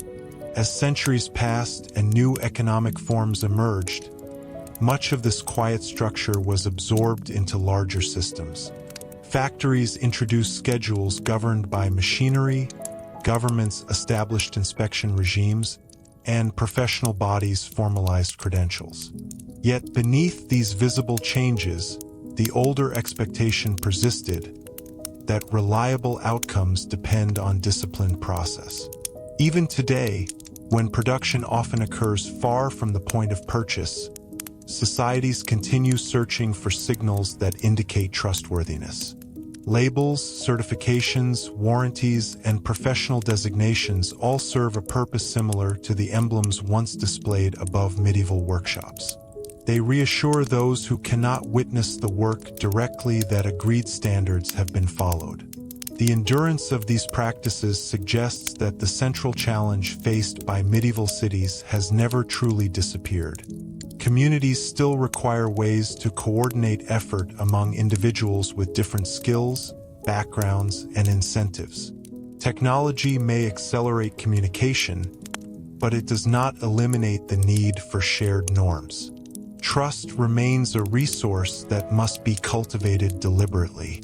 Reflecting on the long history of the guilds, therefore, offers more than a glimpse into a distant economic system. It reveals how stability often arises from countless small acts performed consistently over time.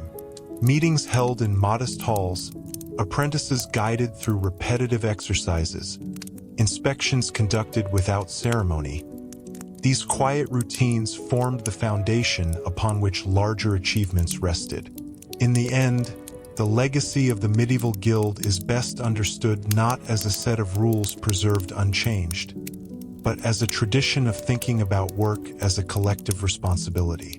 It is the recognition that quality is sustained through cooperation, that expertise grows through patient instruction, and that communities thrive when producers are accountable to more than immediate gain.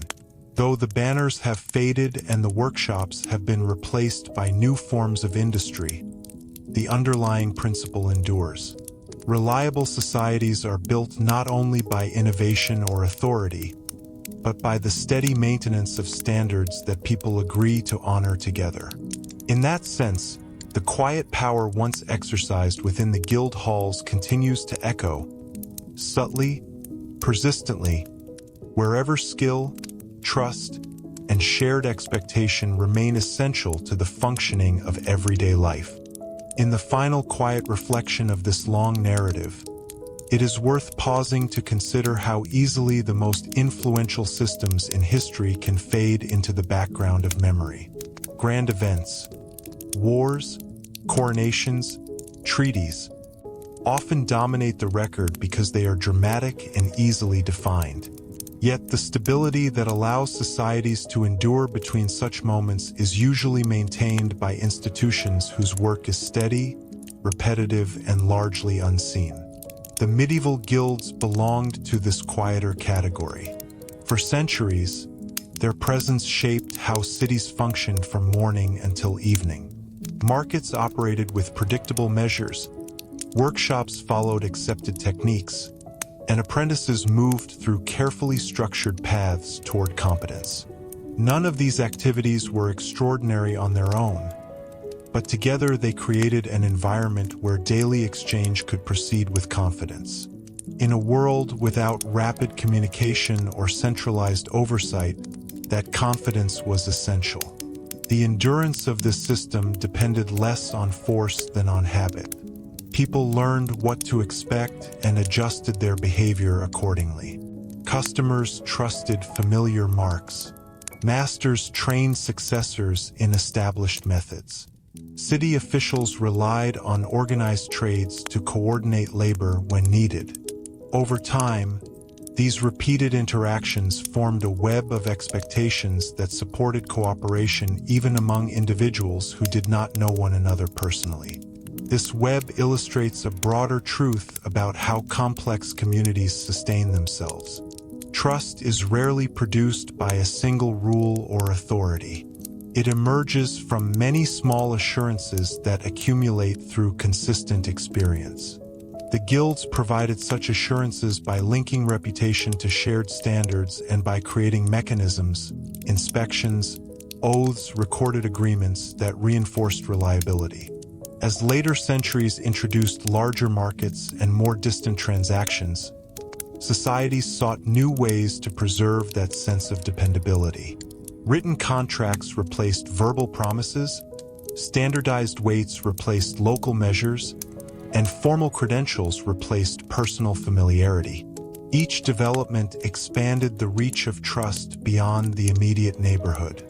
Yet the intention remained closely aligned with earlier guild practice, to make quality recognizable without requiring constant verification. It is also important to recognize that these historical systems were shaped by human limitations as much as by ambition. Guild regulations could exclude newcomers and slow experimentation, reflecting a natural desire to protect what had proven stable. Modern institutions face similar tensions, balancing openness with the need to maintain standards. The comparison reminds us that every era negotiates its own compromise between security and change. What distinguishes the Guild experience is the length of time over which it operated. Few organizations maintain influence across so many generations. Their durability suggests that the combination of shared identity, practical oversight, and mutual support addressed needs that did not disappear as circumstances evolved. Even when their formal authority declined, the habits they encouraged continued to inform how work was organized. Today, the echoes of that influence appear in subtle ways, in the expectation that professionals hold recognized qualifications, in the presence of industry standards, and in the continuing belief that expertise should be earned through guided practice. These ideas are so familiar that they often seem self-evident, yet they are the result of centuries of gradual refinement. Seen from this perspective, the medieval guilds were not merely relics of a distant past. They were early participants in an ongoing effort to align economic activity with public trust. By embedding responsibility within the culture of work, they demonstrated that reliable systems can grow from cooperation as effectively as from centralized command. In closing, the story of the guilds reminds us that the foundations of stable societies are frequently laid not by dramatic events, but by patient, collective discipline. Through countless ordinary decisions, how to measure, how to teach, how to verify, communities created frameworks that allowed everyday life to proceed with confidence. Though the original institutions have long since transformed, the principles they nurtured remain quietly present wherever skill, accountability, and shared standards continue to guide the work upon which people depend. If we extend this final reflection a little further, the long history of the guilds also invites consideration of how economic trust becomes embedded not only in institutions, but in the physical and sensory experience of a place. Medieval cities were environments where the sounds, smells, and rhythms of work were constant reminders that production followed familiar patterns. The steady ringing of a hammer, the regular opening of market stalls, the predictable arrival of goods at certain hours, all contributed to a shared sense that the city functioned according to known routines. These sensory cues played a subtle yet important role in reinforcing confidence. When daily life unfolds within recognizable patterns, uncertainty is reduced. Residents could anticipate when bread would be baked, when tools could be repaired, or when cloth would be available for purchase. Guild organization helped sustain these rhythms by coordinating labor and setting expectations that were widely understood even by those not directly involved in the trades. In this way, the authority of the guilds extended beyond written rules into the lived experience of the urban population. Reliability was not an abstract promise. It was something people could hear in the morning and observe in the marketplace. The repetition of these patterns across months and years created a quiet assurance that essential systems were functioning as they should. As cities grew and later industrialized, many of these sensory markers changed. Mechanized production introduced new sounds and altered daily schedules. Goods arrived from distant regions rather than nearby workshops.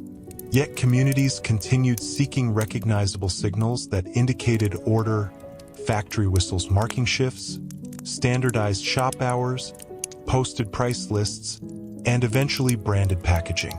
Each development served a similar psychological purpose: to replace older forms of familiarity with new ones capable of sustaining trust in more complex environments. The medieval guild experience therefore illustrates how economic systems rely not only on formal governance, but also on shared perception. When people believe that processes are stable and supervised, they participate more confidently in exchange. Guild emblems, inspection rituals, and public ceremonies all contributed to this perception, making standards visible rather than hidden. modern equivalents, certification logos, professional titles, and regulatory notices, perform comparable functions in contemporary settings. Another dimension worth noting is how guild structures shaped the tempo of work. Production organized around careful apprenticeship and manual technique naturally favored measured pacing.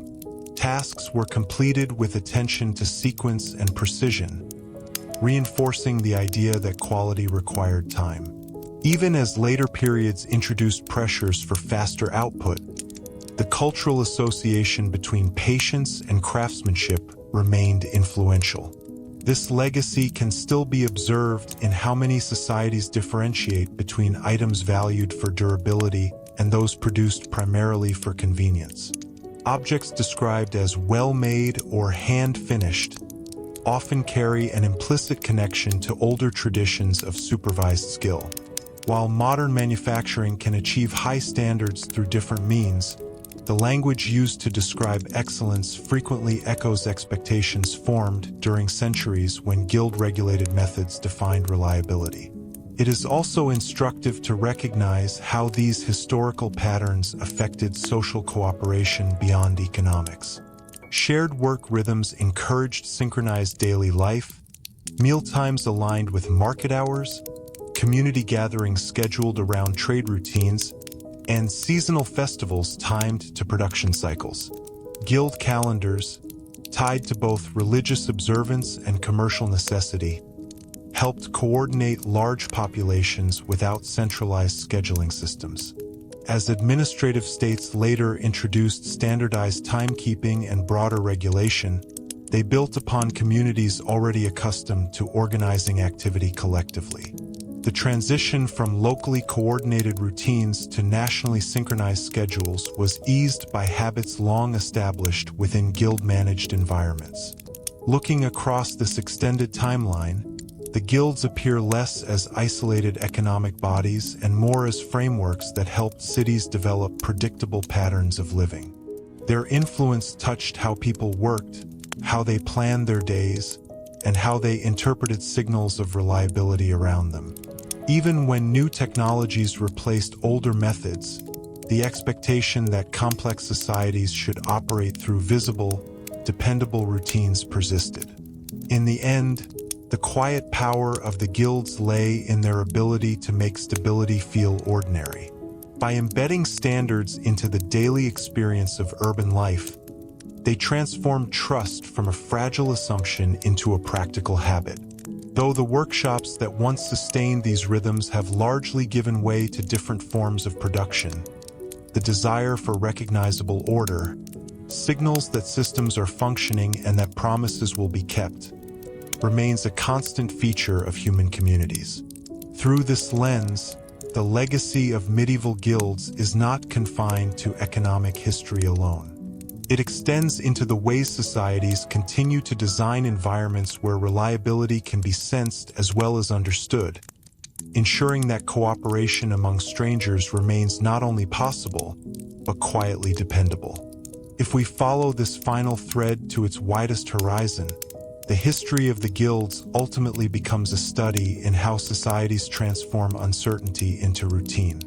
Every complex community must find ways to ensure that essential tasks, producing food, building shelter, crafting tools, are carried out with enough consistency that daily life does not feel precarious. In medieval Europe, guilds offered one of the most durable answers to that challenge, not through grand authority, but through the patient cultivation of shared expectations. What made their approach effective was its integration into ordinary behavior. Standards were not distant policies. They were habits enacted repeatedly at the level of the workshop bench. A measurement taken carefully, a material inspected before use, an apprentice corrected during practice.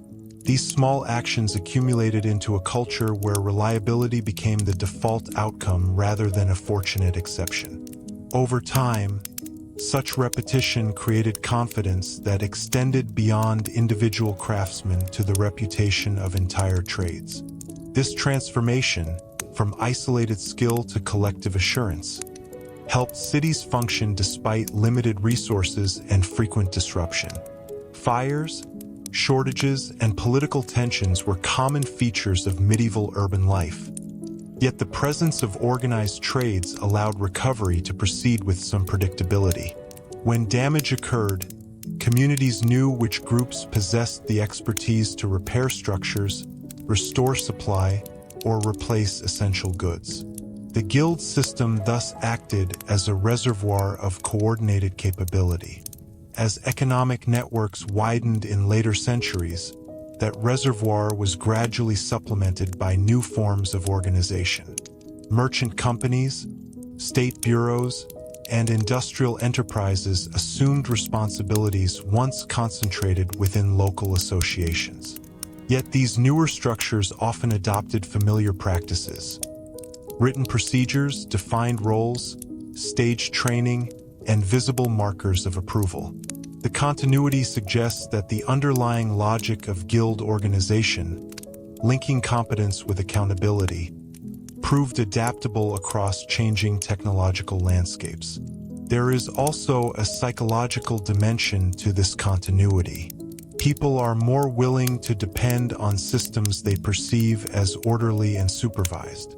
Medieval guilds made their oversight visible through emblems, inspections, and public ceremonies, reinforcing the sense that production followed recognized rules. Modern societies employ analogous signals, certifications on packaging, posted licenses, standardized labeling, to achieve the same reassurance at far greater scale.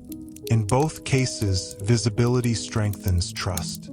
Another lasting insight concerns the relationship between community and expertise. Within guild culture, knowledge was not treated as a purely private asset.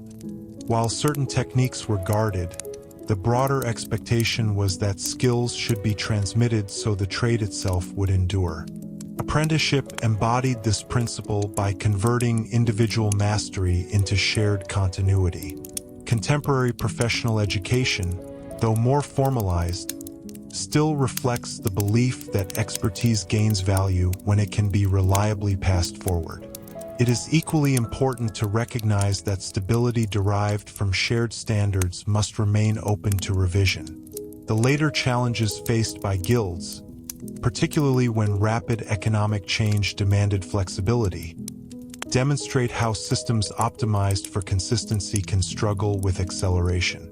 Modern institutions attempt to address this tension through periodic review, research, and updated guidelines, acknowledging that trust depends not only on continuity but also on responsiveness. Seen across the full arc of history, the guilds represent an early, sustained experiment in organizing dependable cooperation among strangers.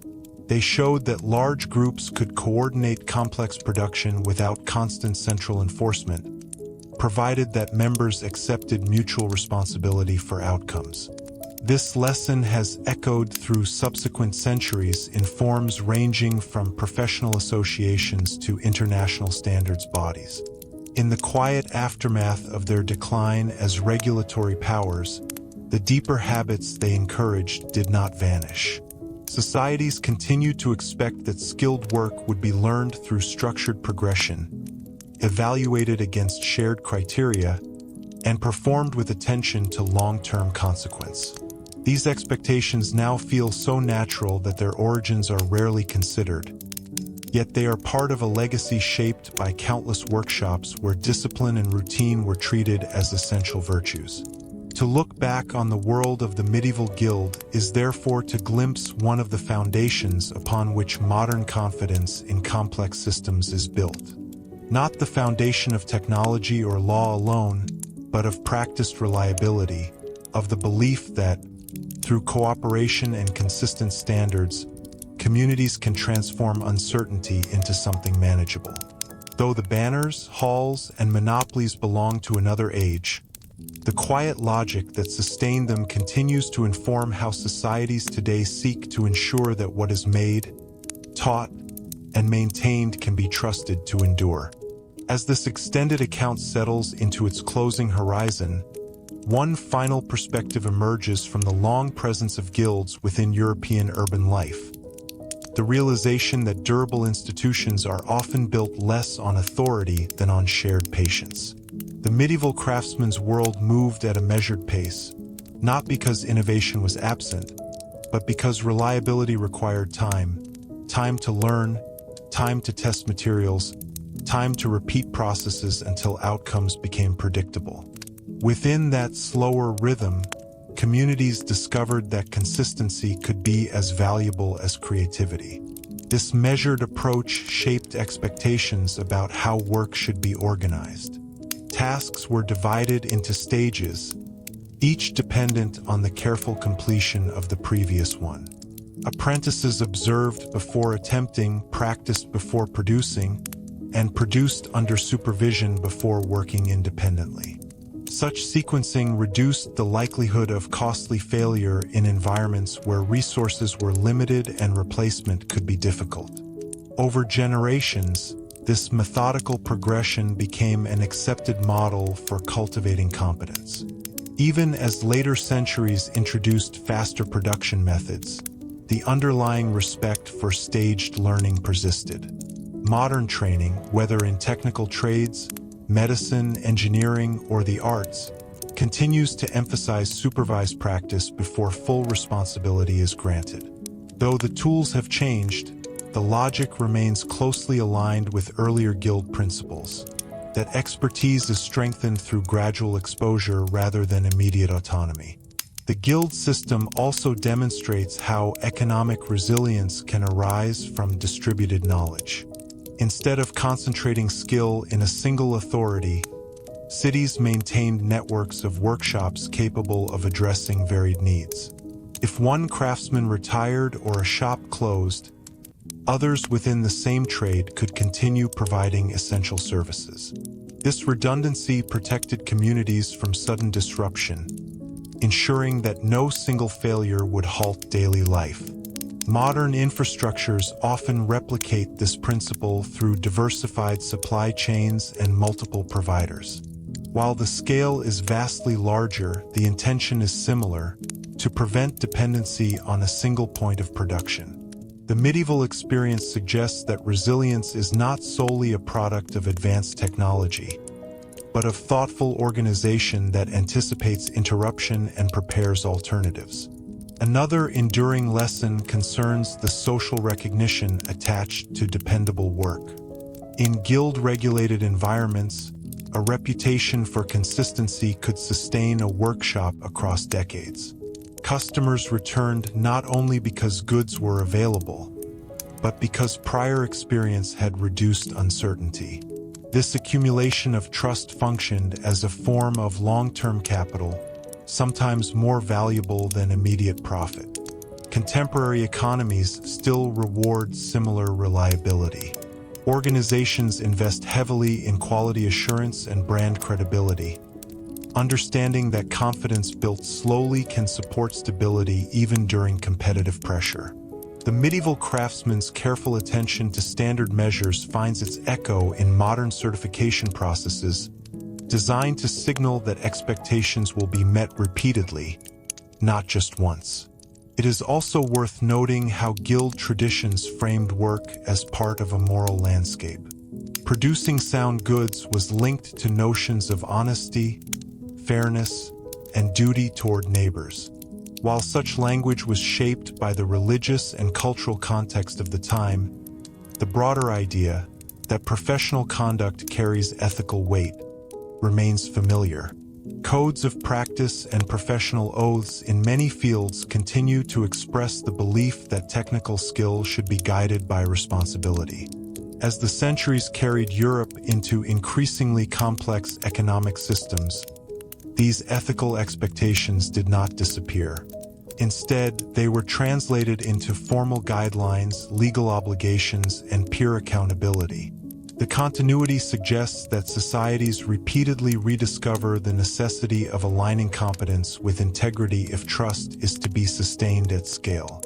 Looking back across the entire span of this narrative, the medieval guild emerges less as a rigid relic and more as a formative experiment in cooperative stability. Its structures were imperfect and sometimes restrictive, yet they provided a framework through which cities learned to coordinate effort, preserve knowledge, and maintain confidence in essential goods. The quiet routines practiced in countless workshops helped transform uncertainty into manageable order.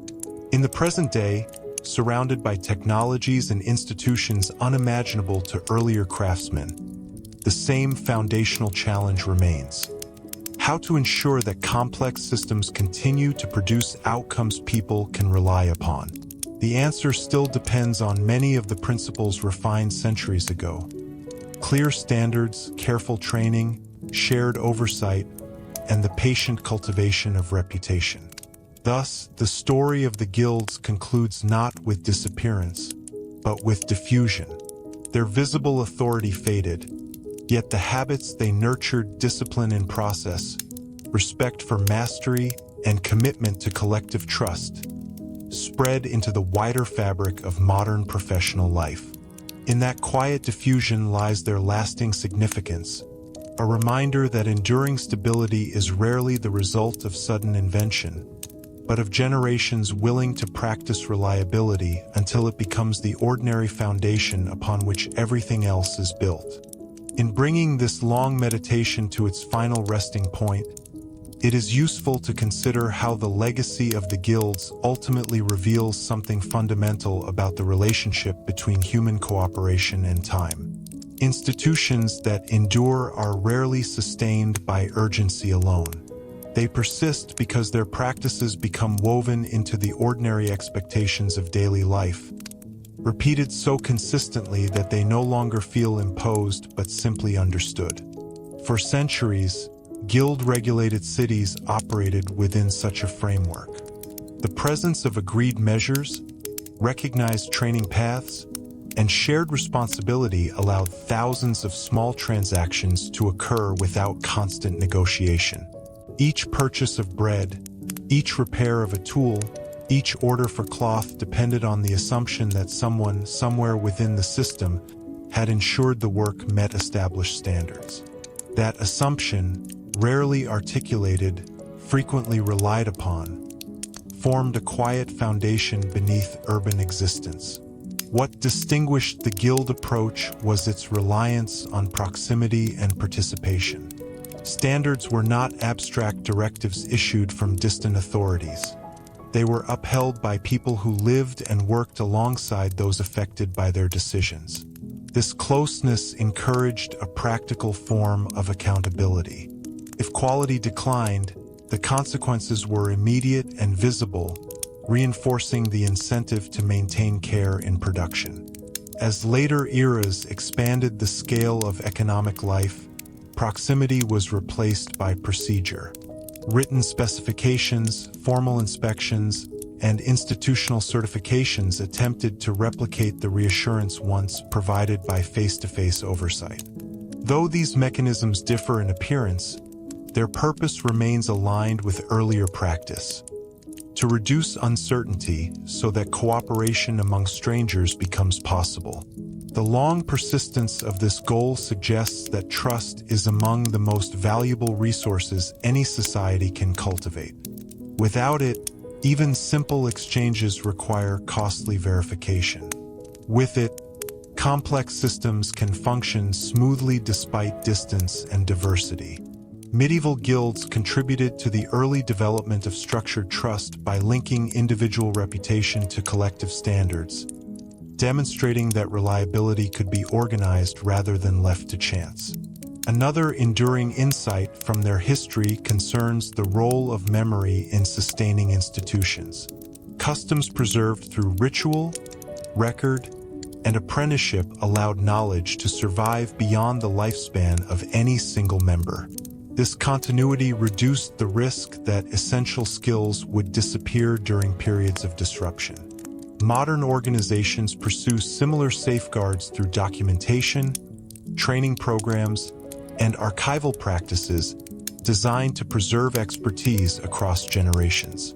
At the same time, The gradual decline of guild monopolies reminds us that stability must remain responsive to changing conditions. Systems that once protected communities can become obstacles if they resist necessary adaptation. The most resilient institutions are therefore those capable of revising their methods while preserving their core purpose. In the case of the guilds, many of their underlying principles, structured learning, shared oversight, ethical responsibility, proved flexible enough to be absorbed into newer forms of governance. Seen from this final vantage, the medieval guild is best understood not as an endpoint but as a stage within a continuous process by which societies learn to coordinate specialized knowledge. Each era inherits tools and expectations from those that came before, refining them to meet new challenges. The workshops of Europe's past were among the places where this long experiment first achieved durable success. Today, when quality marks appear on products or professionals present recognized credentials, they participate, knowingly or not, in a tradition shaped by those earlier efforts. The language has changed, the scale has expanded, and the technologies are vastly different. Yet the central aspiration remains familiar: to make dependable work visible and to ensure that promises embedded in goods and services can be trusted. In the quiet echo of that aspiration, the story of the guilds finds its conclusion. Their halls may stand now as historical monuments, their charters preserved behind glass, but the habits they cultivated continue to influence how modern communities think about mastery, responsibility, and cooperation. Through patient repetition across centuries, they helped establish the enduring principle that stable societies are built not only through innovation or authority, but through the steady maintenance of shared standards that allow strangers to rely upon one another with confidence. If one last layer is added to this reflection, the history of the guilds also encourages us to think about how societies measure value beyond simple exchange. In medieval cities, the worth of an object was not determined solely by the materials it contained or the price it commanded in the market. Value was also tied to the confidence that the object would endure, perform as intended, and reflect the integrity of the person who made it. Guild oversight helped sustain this broader definition of worth by linking production to reputation. A well-forged tool, for example, represented more than shaped metal. It embodied the expectation that it would not fail at a critical moment. A carefully woven cloth carried the assurance that its threads would hold under strain. These qualities were difficult to verify instantly, yet they mattered deeply to those whose livelihoods depended on reliable equipment and materials. By maintaining shared standards, guilds reduced the risk that hidden flaws would undermine daily work. This emphasis on durability influenced purchasing habits and long-term planning. When goods were expected to last, households and workshops could invest with greater confidence. Repairs were organized through the same networks that produced the original items, creating cycles of maintenance rather than rapid replacement. In this environment, economic activity moved at a pace aligned with preservation as much as with acquisition. As later periods introduced cheaper mass production, the relationship between price and durability became more varied. Some goods were designed for frequent replacement, while others continued to signal quality through craftsmanship. Yet even within modern markets, distinctions between disposable and enduring items persist, often communicated through branding, certification, or the reputation of the producer. These signals echo older assumptions that reliability deserves recognition. Guild traditions also shaped how communities understood fairness in exchange. Agreed price ranges and standardized measures were intended not only to protect consumers, but to prevent destructive competition among craftsmen. By discouraging practices that might temporarily undercut prices at the expense of quality, guilds sought to preserve a stable livelihood for members while maintaining trust with customers. Though imperfect, this approach reflected an awareness that short-term advantage could damage long-term confidence. Contemporary economic systems address similar concerns through regulations against fraud, requirements for accurate labeling, and professional accountability for defective work. While the mechanisms are more formalized, the principle remains recognizable. Sustainable markets depend on shared expectations about honesty and competence. Another dimension of value preserved within guild culture was the recognition of time invested in learning. Years spent mastering a trade were treated as a meaningful contribution, deserving both respect and economic return. This perspective encouraged apprentices to view their training as a gradual accumulation of capability rather than an obstacle to immediate earnings. Modern career pathways, with stages of qualification and experience, continue to reflect this understanding that expertise carries intrinsic worth. The guild environment also reinforced the idea that knowledge gains strength when embedded within community. Techniques refined collectively were less vulnerable to loss than those held by a single individual. By encouraging members to share proven methods, while still protecting certain specialized skills, guilds balanced innovation with continuity. This cooperative approach helped ensure that improvements became part of the trade's common heritage rather than disappearing with one workshop. Looking across centuries, these attitudes toward value, durability, fairness, earned expertise, and shared knowledge appear repeatedly in different institutional forms. They surface in professional standards, quality assurance systems, and educational credentials designed to signal that effort and reliability have been invested in the final result. Though the economic context has changed dramatically, the underlying desire to connect worth with trustworthy process remains constant. In this final view, the medieval guild stands as an early framework through which communities learned to align material production with social meaning. Objects were not merely commodities. They were expressions of skill, responsibility, and collective reputation.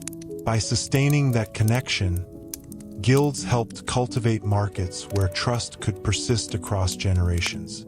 The long echo of that approach can still be heard wherever people distinguish between what is simply available and what is considered dependable. Even in an age defined by rapid innovation, there remains a quiet preference for goods and services that carry evidence of careful making. That preference, shaped in part by centuries of guild practice, reminds us that value is measured not only by cost, but by the confidence that what has been created will continue to serve its purpose with integrity over time. In this final extension of our reflection, the long history of the guilds also invites consideration of how communities learn to balance individuality with collective reliability. Medieval craftsmen were recognized for personal skill, yet their work was never entirely separate from the reputation of the trade to which they belonged. This dual identity, both independent and shared, helped cities benefit from creativity while still maintaining consistent standards. Within a guild-regulated environment, a master might develop subtle refinements in technique or design, distinguishing his workshop from others. At the same time, those innovations were expected to remain within the boundaries of accepted practice. If a new method threatened durability or fairness, it would likely be questioned by peers. In this way, experimentation was permitted, but it unfolded within a framework designed to protect the broader trust placed in the profession. This balance between freedom and oversight remains a familiar challenge in modern professional life. Fields that depend on specialized knowledge often encourage innovation while requiring adherence to established guidelines. Research protocols, engineering standards, and clinical procedures all attempt to create space for improvement without risking public confidence. The medieval guild experience demonstrates that such tension is not new. It is a recurring feature of any system that must reconcile progress with dependability. Another lasting insight concerns how shared standards can reduce conflict within competitive environments. By agreeing on measures, materials, and acceptable pricing ranges, Guild members limited the likelihood of disputes that might otherwise arise from inconsistent practice. While competition still existed, through reputation, craftsmanship, or customer loyalty, it operated within boundaries that preserved mutual stability. This approach recognized that unrestrained rivalry could erode the very trust on which all participants depended. Modern markets address similar concerns through industry regulations, arbitration mechanisms, and professional codes intended to resolve disagreements without undermining the credibility of the field itself. The continuity suggests that cooperation and competition are not opposing forces but complementary elements that must be carefully balanced. Guild traditions also shaped how success was interpreted. Achievement was measured not only by income but by recognition from peers, evidence that one's work met the expectations of experienced colleagues. This form of validation encouraged craftsmen to pursue excellence as defined by shared criteria rather than by short-term advantage alone. Contemporary professions continue to value peer recognition through certifications, reviews, and honors that signal adherence to respected standards.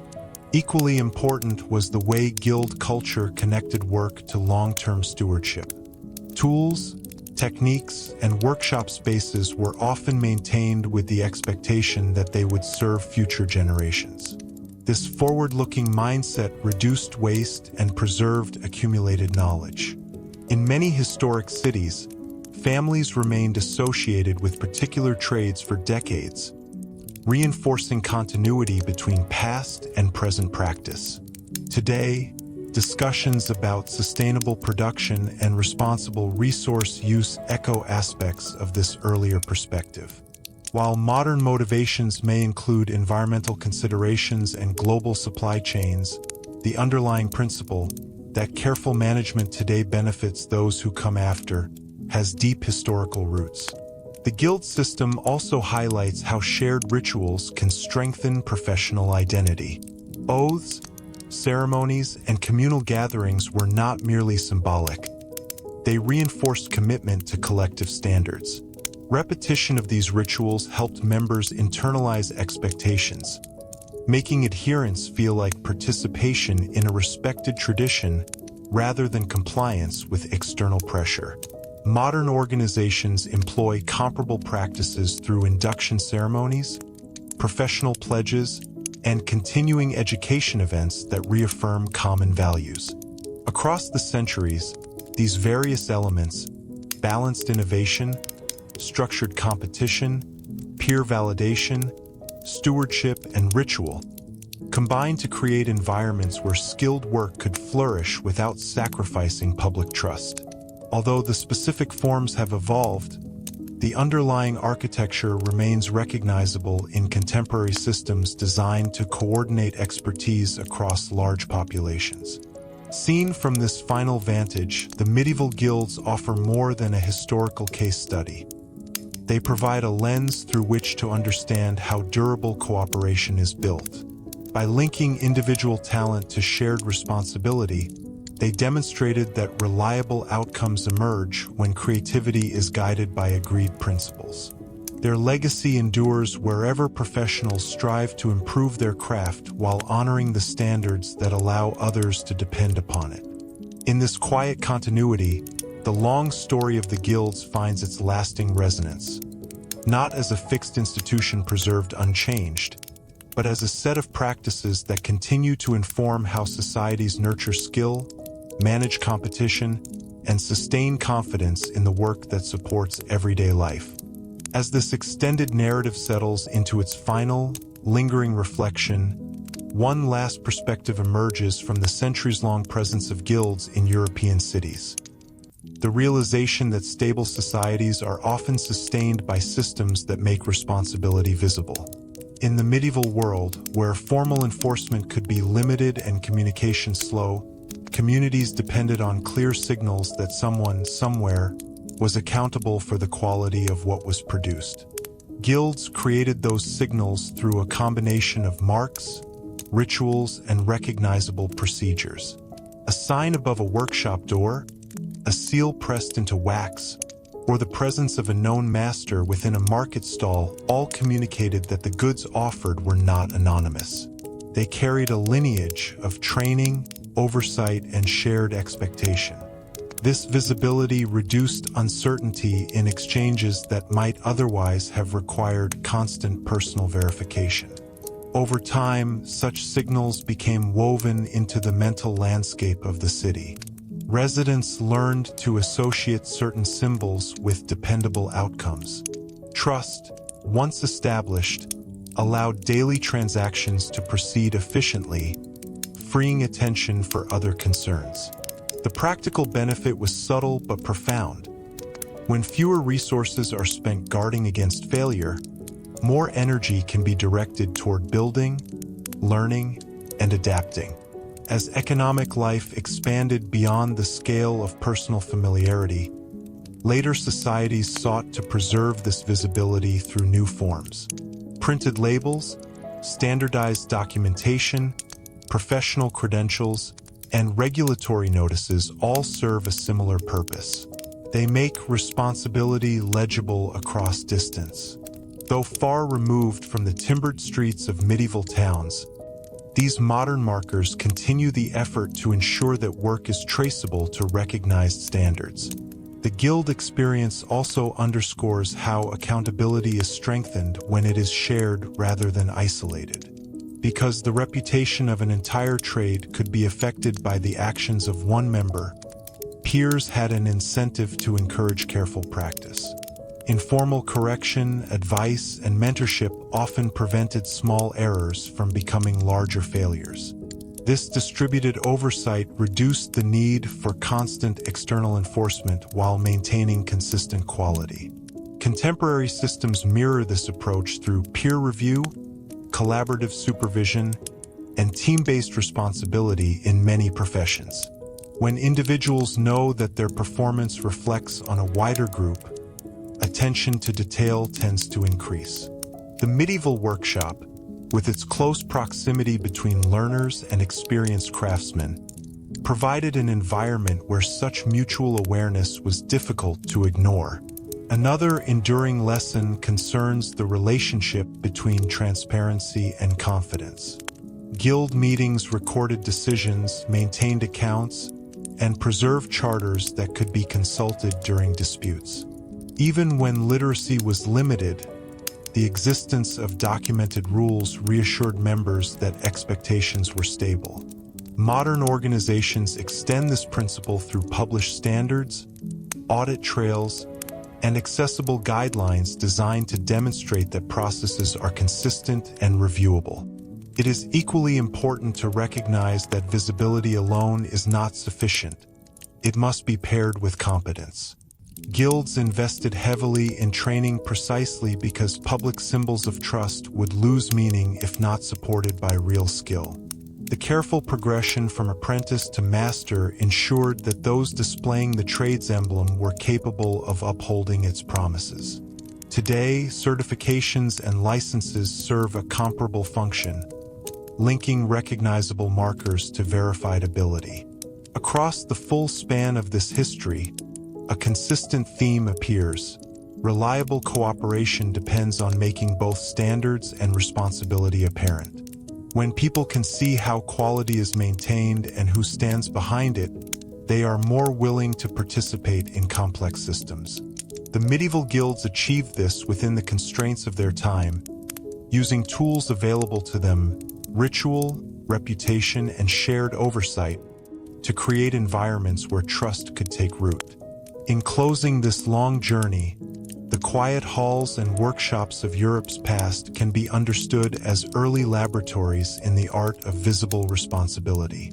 Their methods were shaped by necessity, refined through repetition, and gradually absorbed into broader institutional forms. Though centuries have passed and the structures of modern economies differ greatly, the underlying aspiration remains unchanged: to ensure that the work upon which daily life depends is carried out with skill, care, and accountability that others can recognize. Through that enduring aspiration, the legacy of the guilds continues, not as a surviving authority, but as a persistent influence guiding how societies design systems that make trust both possible and practical, even among strangers separated by distance, time, and complexity. In one final, lingering consideration, the history of the guilds also reveals how deeply the organization of work can shape a society's sense of order. Medieval cities were places where uncertainty was never far away.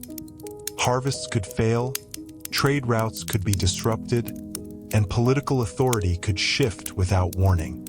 Within this environment, the consistent routines maintained by organized trades offered a form of quiet reassurance.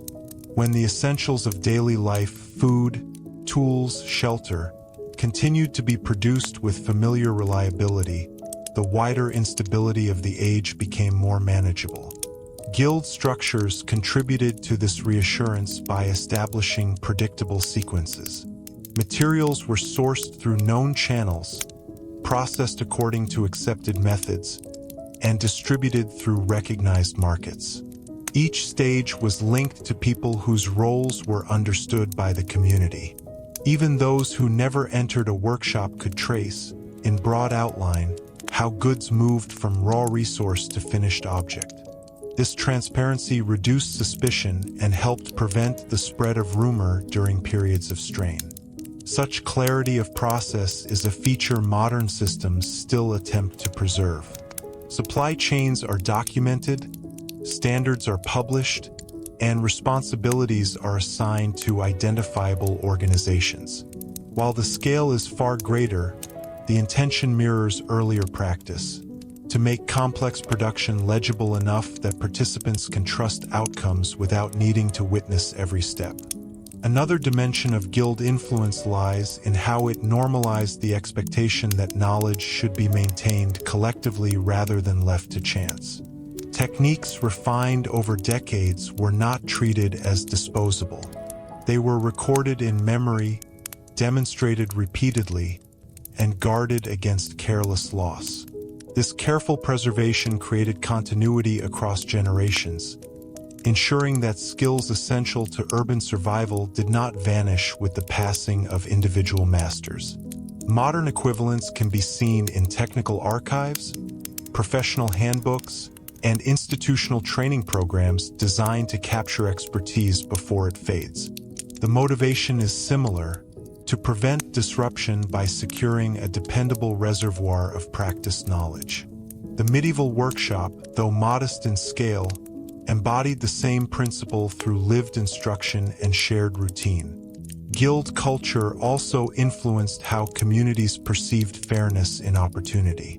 While entry was often restricted, the internal progression from apprentice to master followed a path that, at least in theory, rewarded patience and demonstrated competence. Advancement required visible effort over time, reinforcing the belief that authority within a trade should be earned rather than assumed. Contemporary career ladders, with stages of qualification and experience, continue to reflect this association between responsibility and proven skill. At the same time, historical reflection reminds us that such systems must remain attentive to inclusion.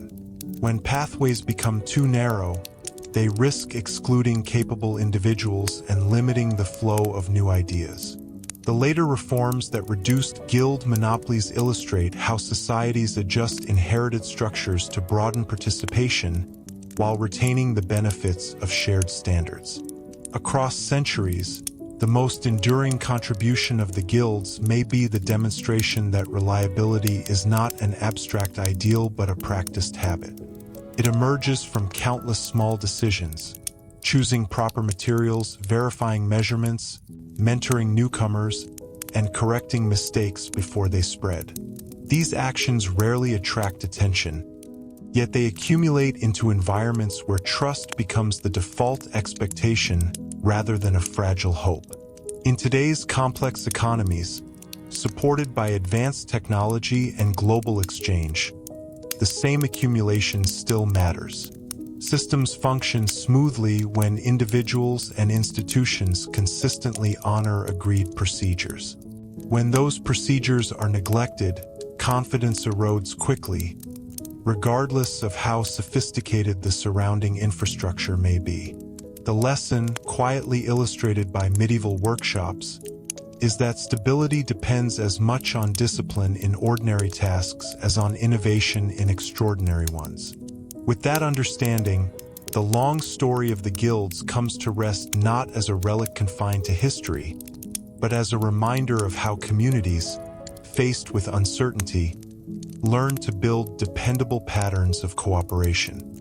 Their halls may stand now as monuments, their charters preserved as artifacts, yet the habits they encouraged, careful practice, shared accountability, and visible standards, continue to shape how modern societies strive to ensure that the essential work of everyday life remains trustworthy and steady.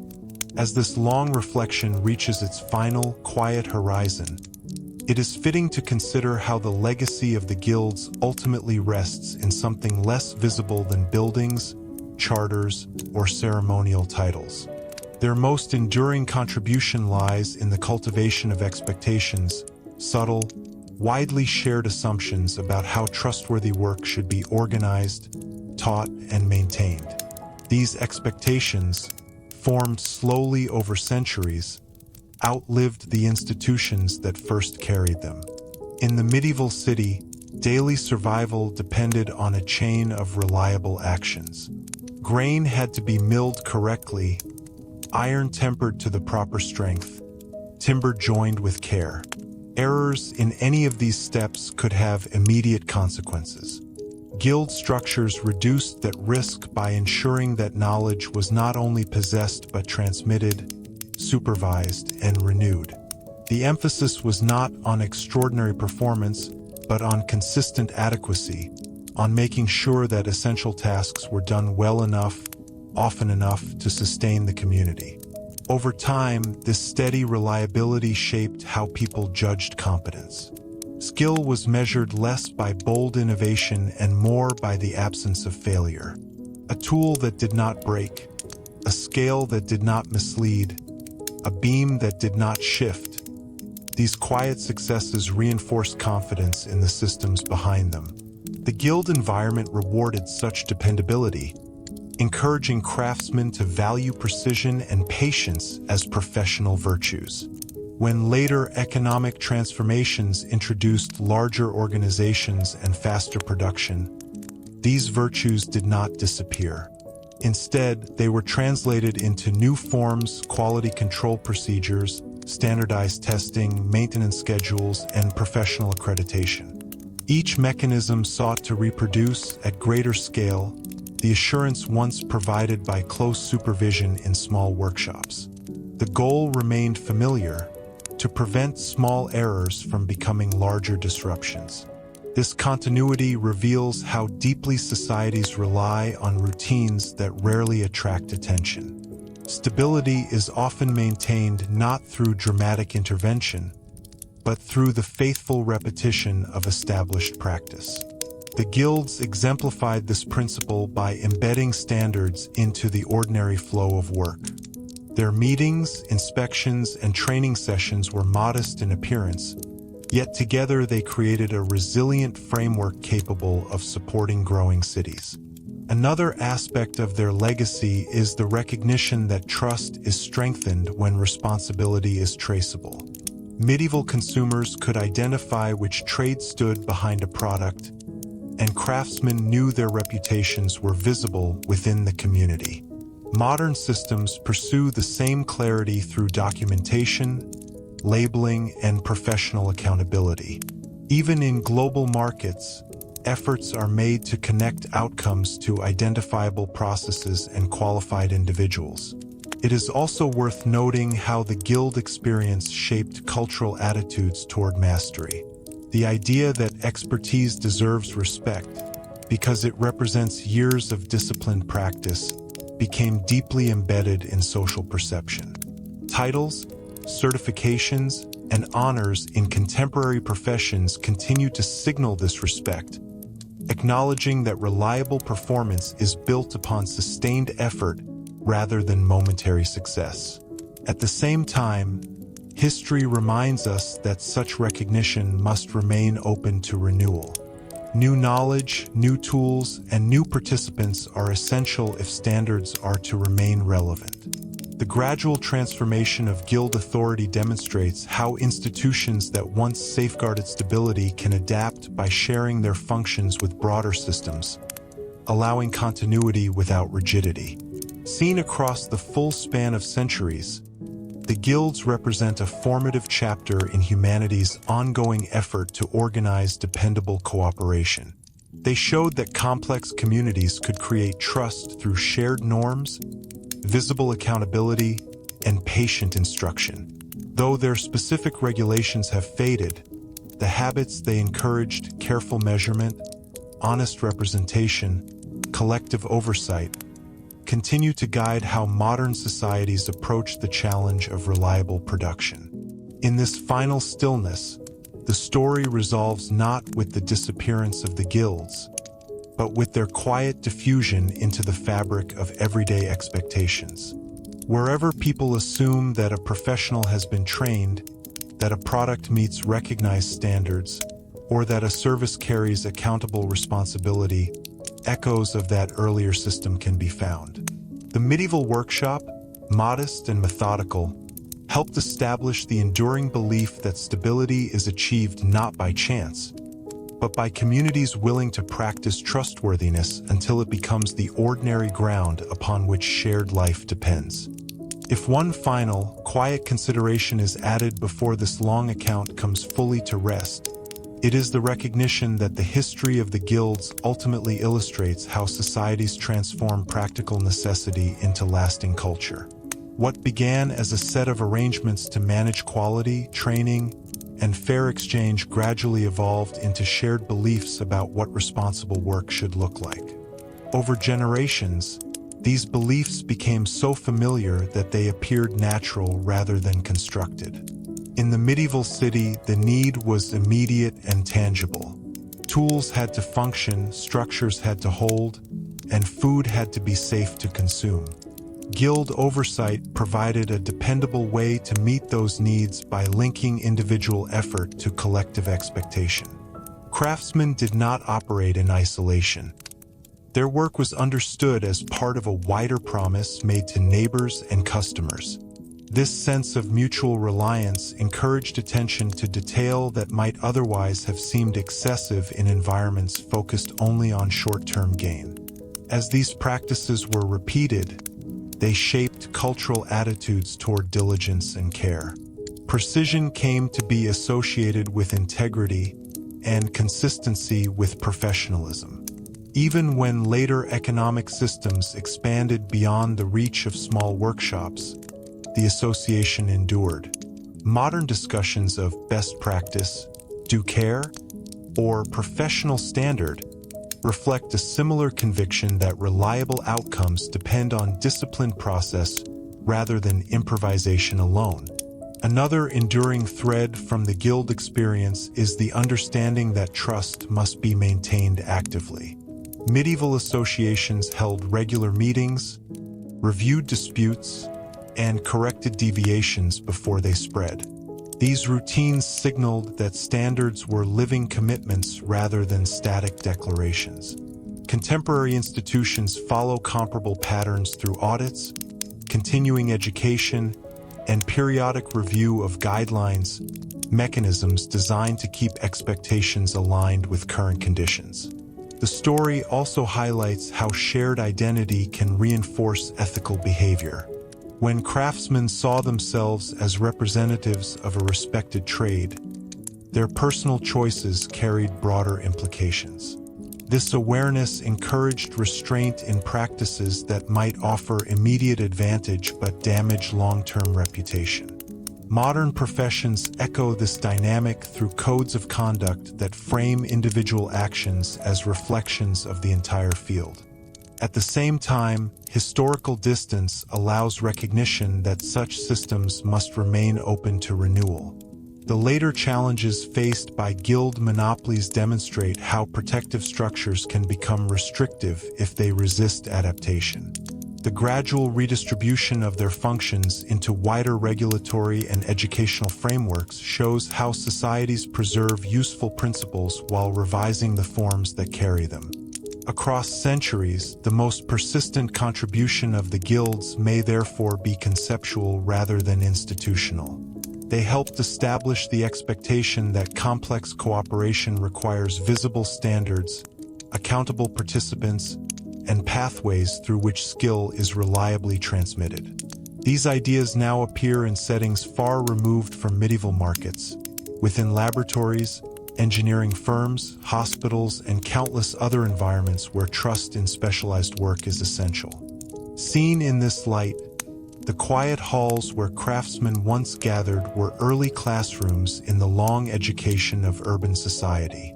Within them, communities learned that stability is not achieved solely through authority or innovation, but through the steady alignment of individual effort with shared purpose.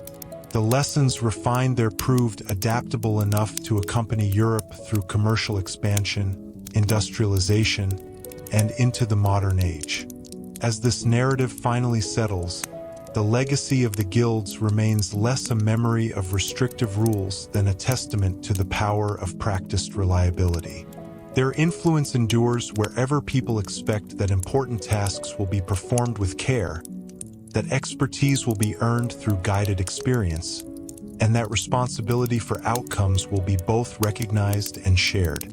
In that enduring expectation, quiet, pervasive, and often unnoticed, the long work of the medieval guild continues to shape how societies sustain confidence in the systems upon which everyday life depends.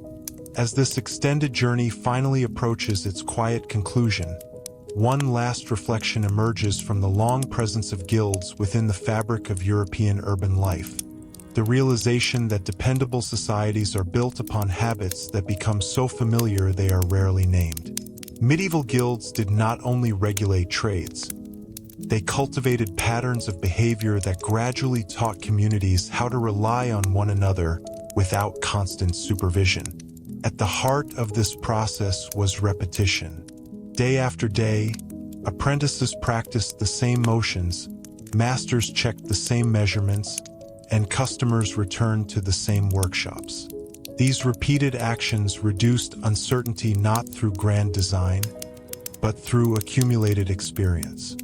When outcomes were consistently reliable, confidence grew, and that confidence allowed economic and social life to proceed with less friction. This gradual formation of trust illustrates an important historical principle.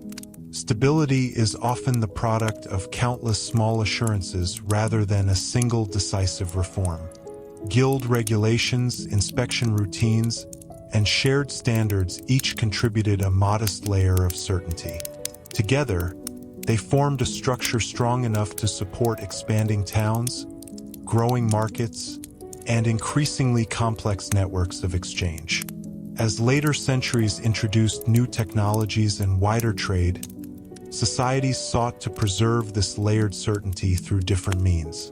Documentation replaced memory, standardized components replaced locally crafted variations, and institutional oversight replaced neighborhood familiarity. Yet these developments did not discard the earlier insight that reliability depends on visible, repeatable process. Instead, they translated that insight into forms suited to larger and more diverse populations. Another enduring lesson from the guild experience concerns the value of continuity.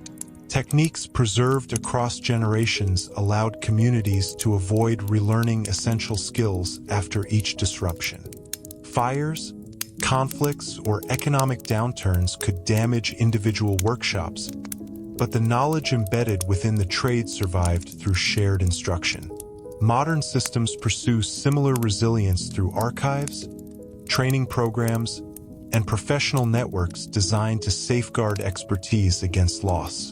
The cultural influence of this continuity extended beyond economics. Respect for mastery became part of social language, shaping how people evaluated competence in fields ranging from construction to medicine. Titles, certifications, and recognized qualifications continue to serve as signals that an individual has passed through a process of guided development. Though these markers now operate within global institutions, their underlying logic echoes the earlier need to make expertise recognizable. It is equally important to acknowledge that such systems must remain responsive. The eventual transformation of guild authority demonstrates how practices that once ensured fairness can become restrictive if left unchanged. Modern professional frameworks attempt to address this by combining established standards with mechanisms for review and revision. In doing so, they carry forward the guild tradition of oversight while adapting it to new conditions. Across the centuries, what persists most clearly is the idea that cooperation at scale requires more than rules. It requires shared expectation. When communities agree, implicitly or explicitly, on what counts as careful work, honest exchange, and responsible conduct, complex interactions become manageable. The medieval guilds nurtured these expectations through daily routine, social reinforcement, and collective accountability. In the present, surrounded by intricate supply chains and advanced technology, the same foundation remains necessary. Systems function smoothly when participants trust that others are following recognized procedures. When that trust erodes, even sophisticated infrastructure struggles to compensate. The quiet success of the guilds reminds us that dependable outcomes begin with habits cultivated long before problems appear. As this narrative settles into stillness, the enduring significance of the guilds can be seen not in their vanished monopolies, but in the patterns they helped normalize. They demonstrated that reliable communities grow from patient training, shared standards, and visible responsibility. These principles, refined in modest workshops centuries ago, continue to guide how modern societies organize skilled work and sustain confidence in the services and goods upon which everyday life depends. In that sense, the story does not end with the fading of guild halls into history. It continues wherever people expect that important tasks will be performed carefully, that expertise will be earned rather than assumed, and that trust, once established, will be maintained through steady, conscientious practice across generations. At the very edge of this long historical meditation, one final perspective can be drawn from the centuries during which guilds shaped the ordinary functioning of European cities. Their story reveals that the most resilient forms of order are often those that become embedded in daily expectation rather than enforced through constant intervention. When people come to assume that certain standards will be met, cooperation becomes smoother, and the need for oversight diminishes. In medieval towns, this assumption grew slowly. It was reinforced each time a loaf weighed what it should, each time a repaired hinge held firm, and each time a measured length of cloth matched the agreed standard. These small confirmations accumulated into a shared confidence that the systems governing production were dependable. Guild structures did not eliminate error, but they reduced its frequency and provided familiar ways to correct it when it occurred. Such predictability carried social as well as economic value. When households could trust the tools they used and the materials they purchased, planning became easier. Resources could be allocated with less fear of sudden failure. In this sense, the guilds contributed to a quieter form of security, one grounded not in defense or authority, but in the reliability of everyday exchange. As later centuries introduced larger markets and more complex organizations, societies sought to recreate this dependable environment through formal mechanisms. Standards were codified, inspections professionalized, and credentials standardized so that trust could extend across distances where personal familiarity was no longer possible. These developments did not replace the earlier insight that reliability depends on routine. They amplified it, applying the same logic to broader networks. The endurance of this approach underscores a recurring theme in institutional history. Effective systems often evolve by expanding practices that have already proven stable at smaller scales. Guild workshops served as early testing grounds for methods of supervision, documentation, and staged learning that later appeared within state administration and professional governance.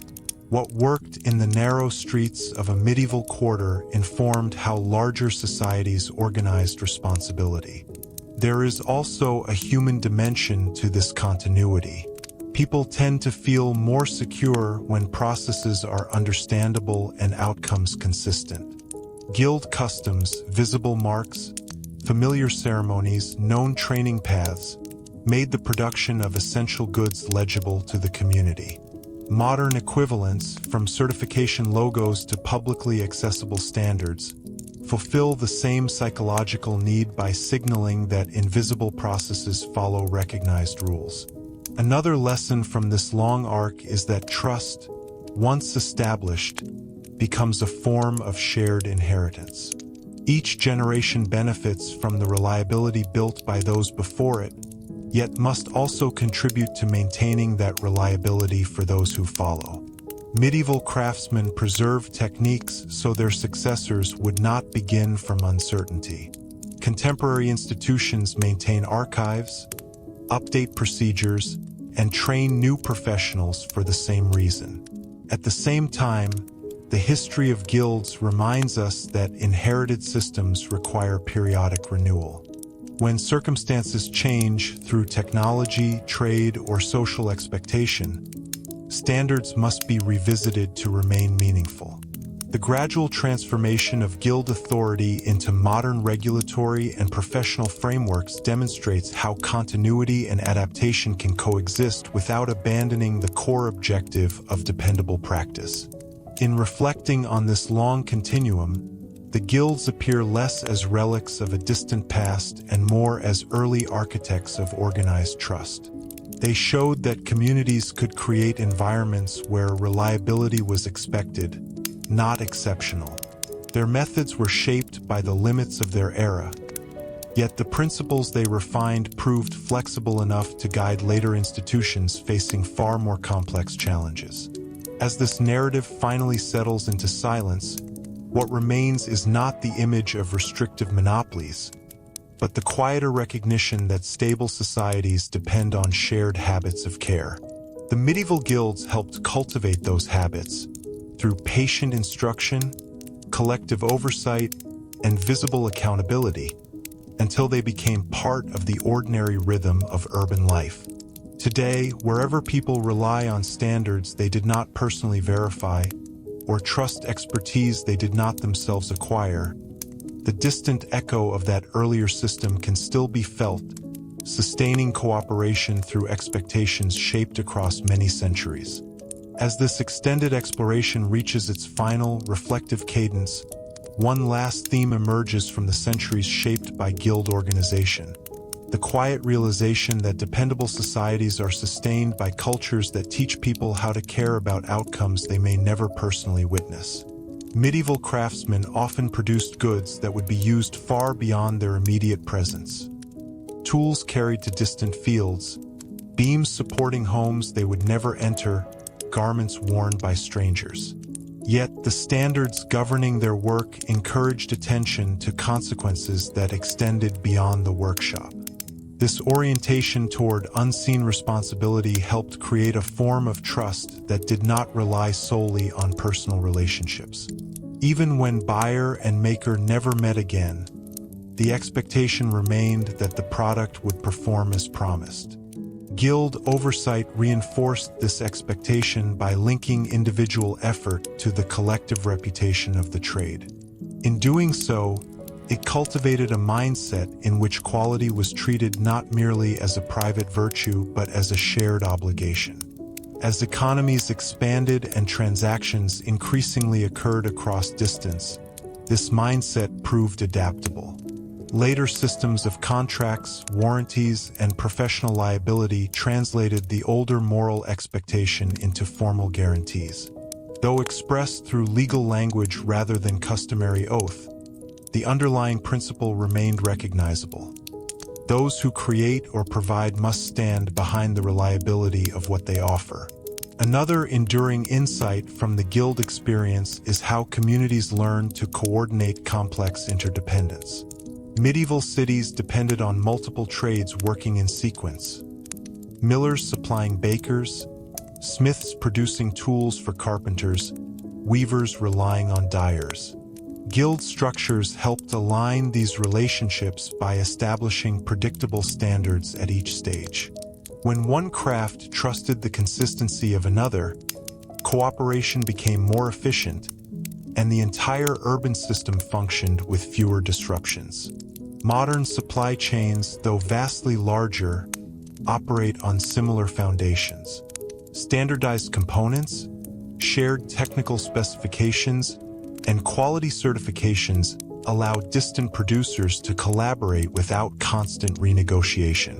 The logic that once connected neighboring workshops now links industries across continents.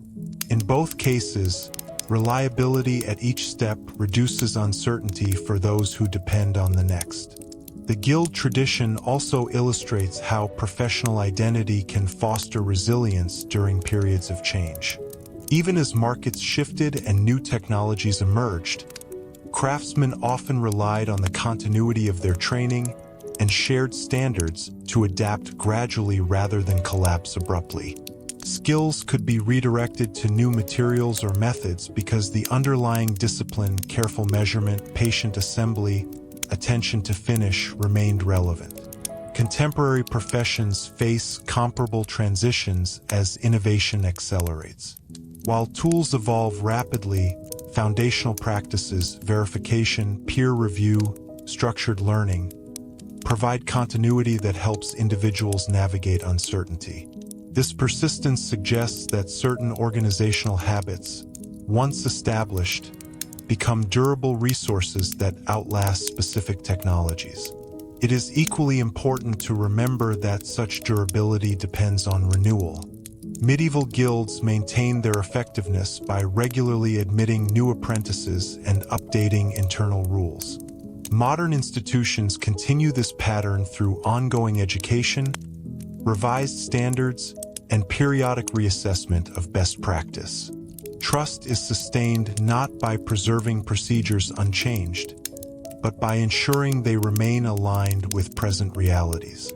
Across the full arc of this narrative, the most lasting contribution of the guilds may be the demonstration that complex cooperation is built from shared care.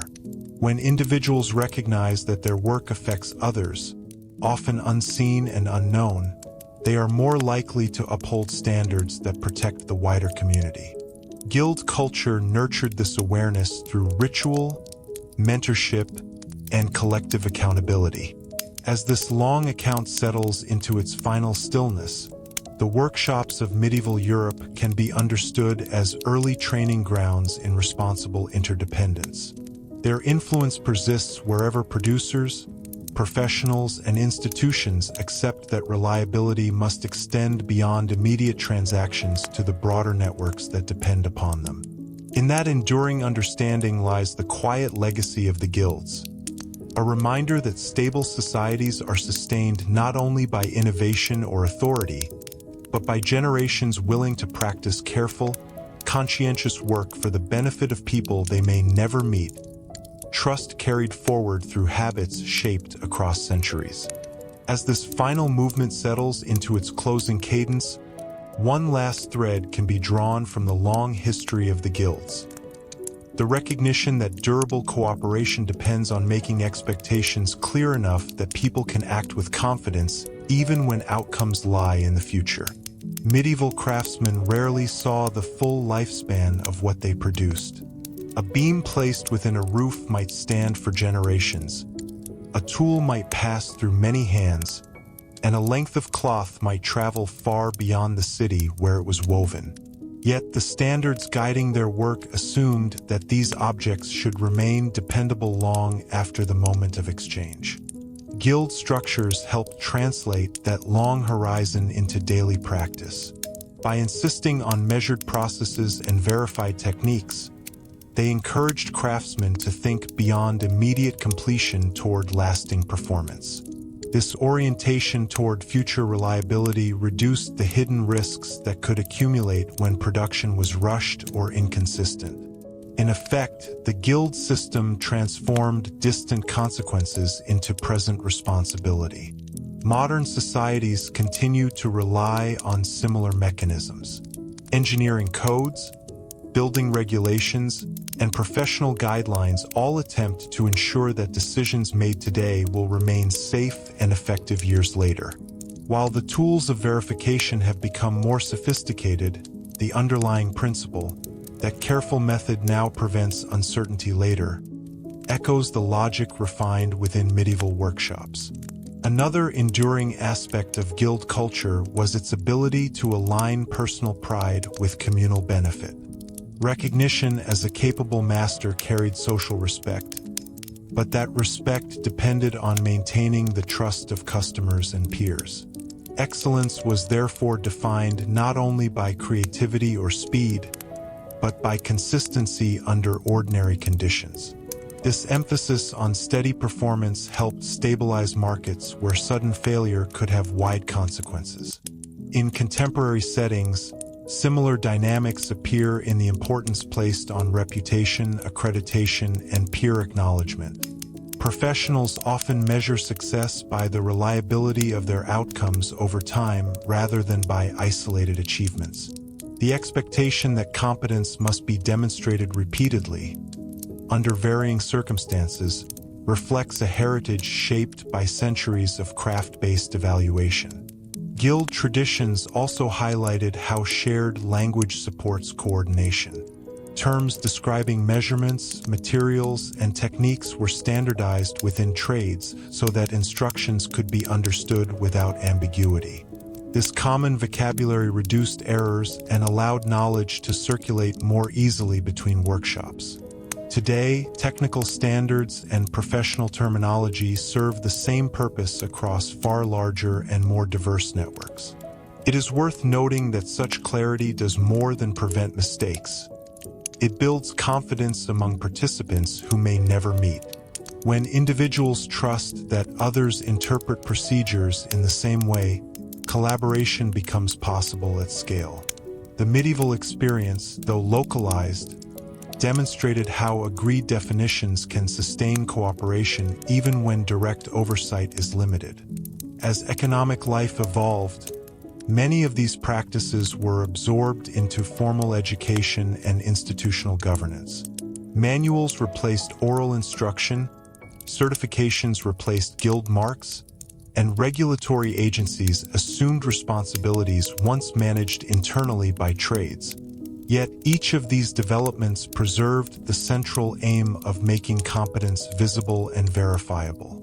Across the centuries, the quiet success of the guilds suggests that the foundation of reliable systems is not complexity, but clarity, clear standards, clear roles, and clear accountability.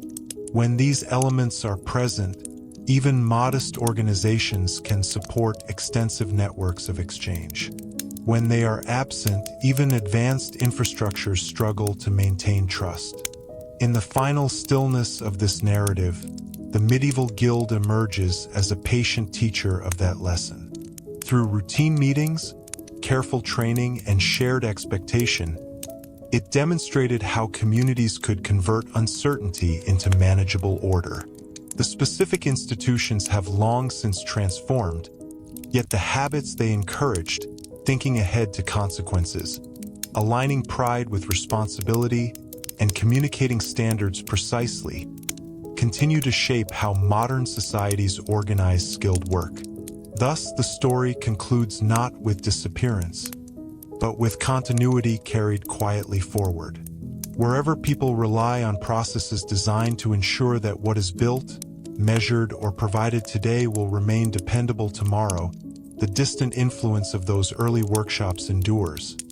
An enduring reminder that trust is constructed over time, sustained by clarity, and preserved through the steady practice of responsible craft.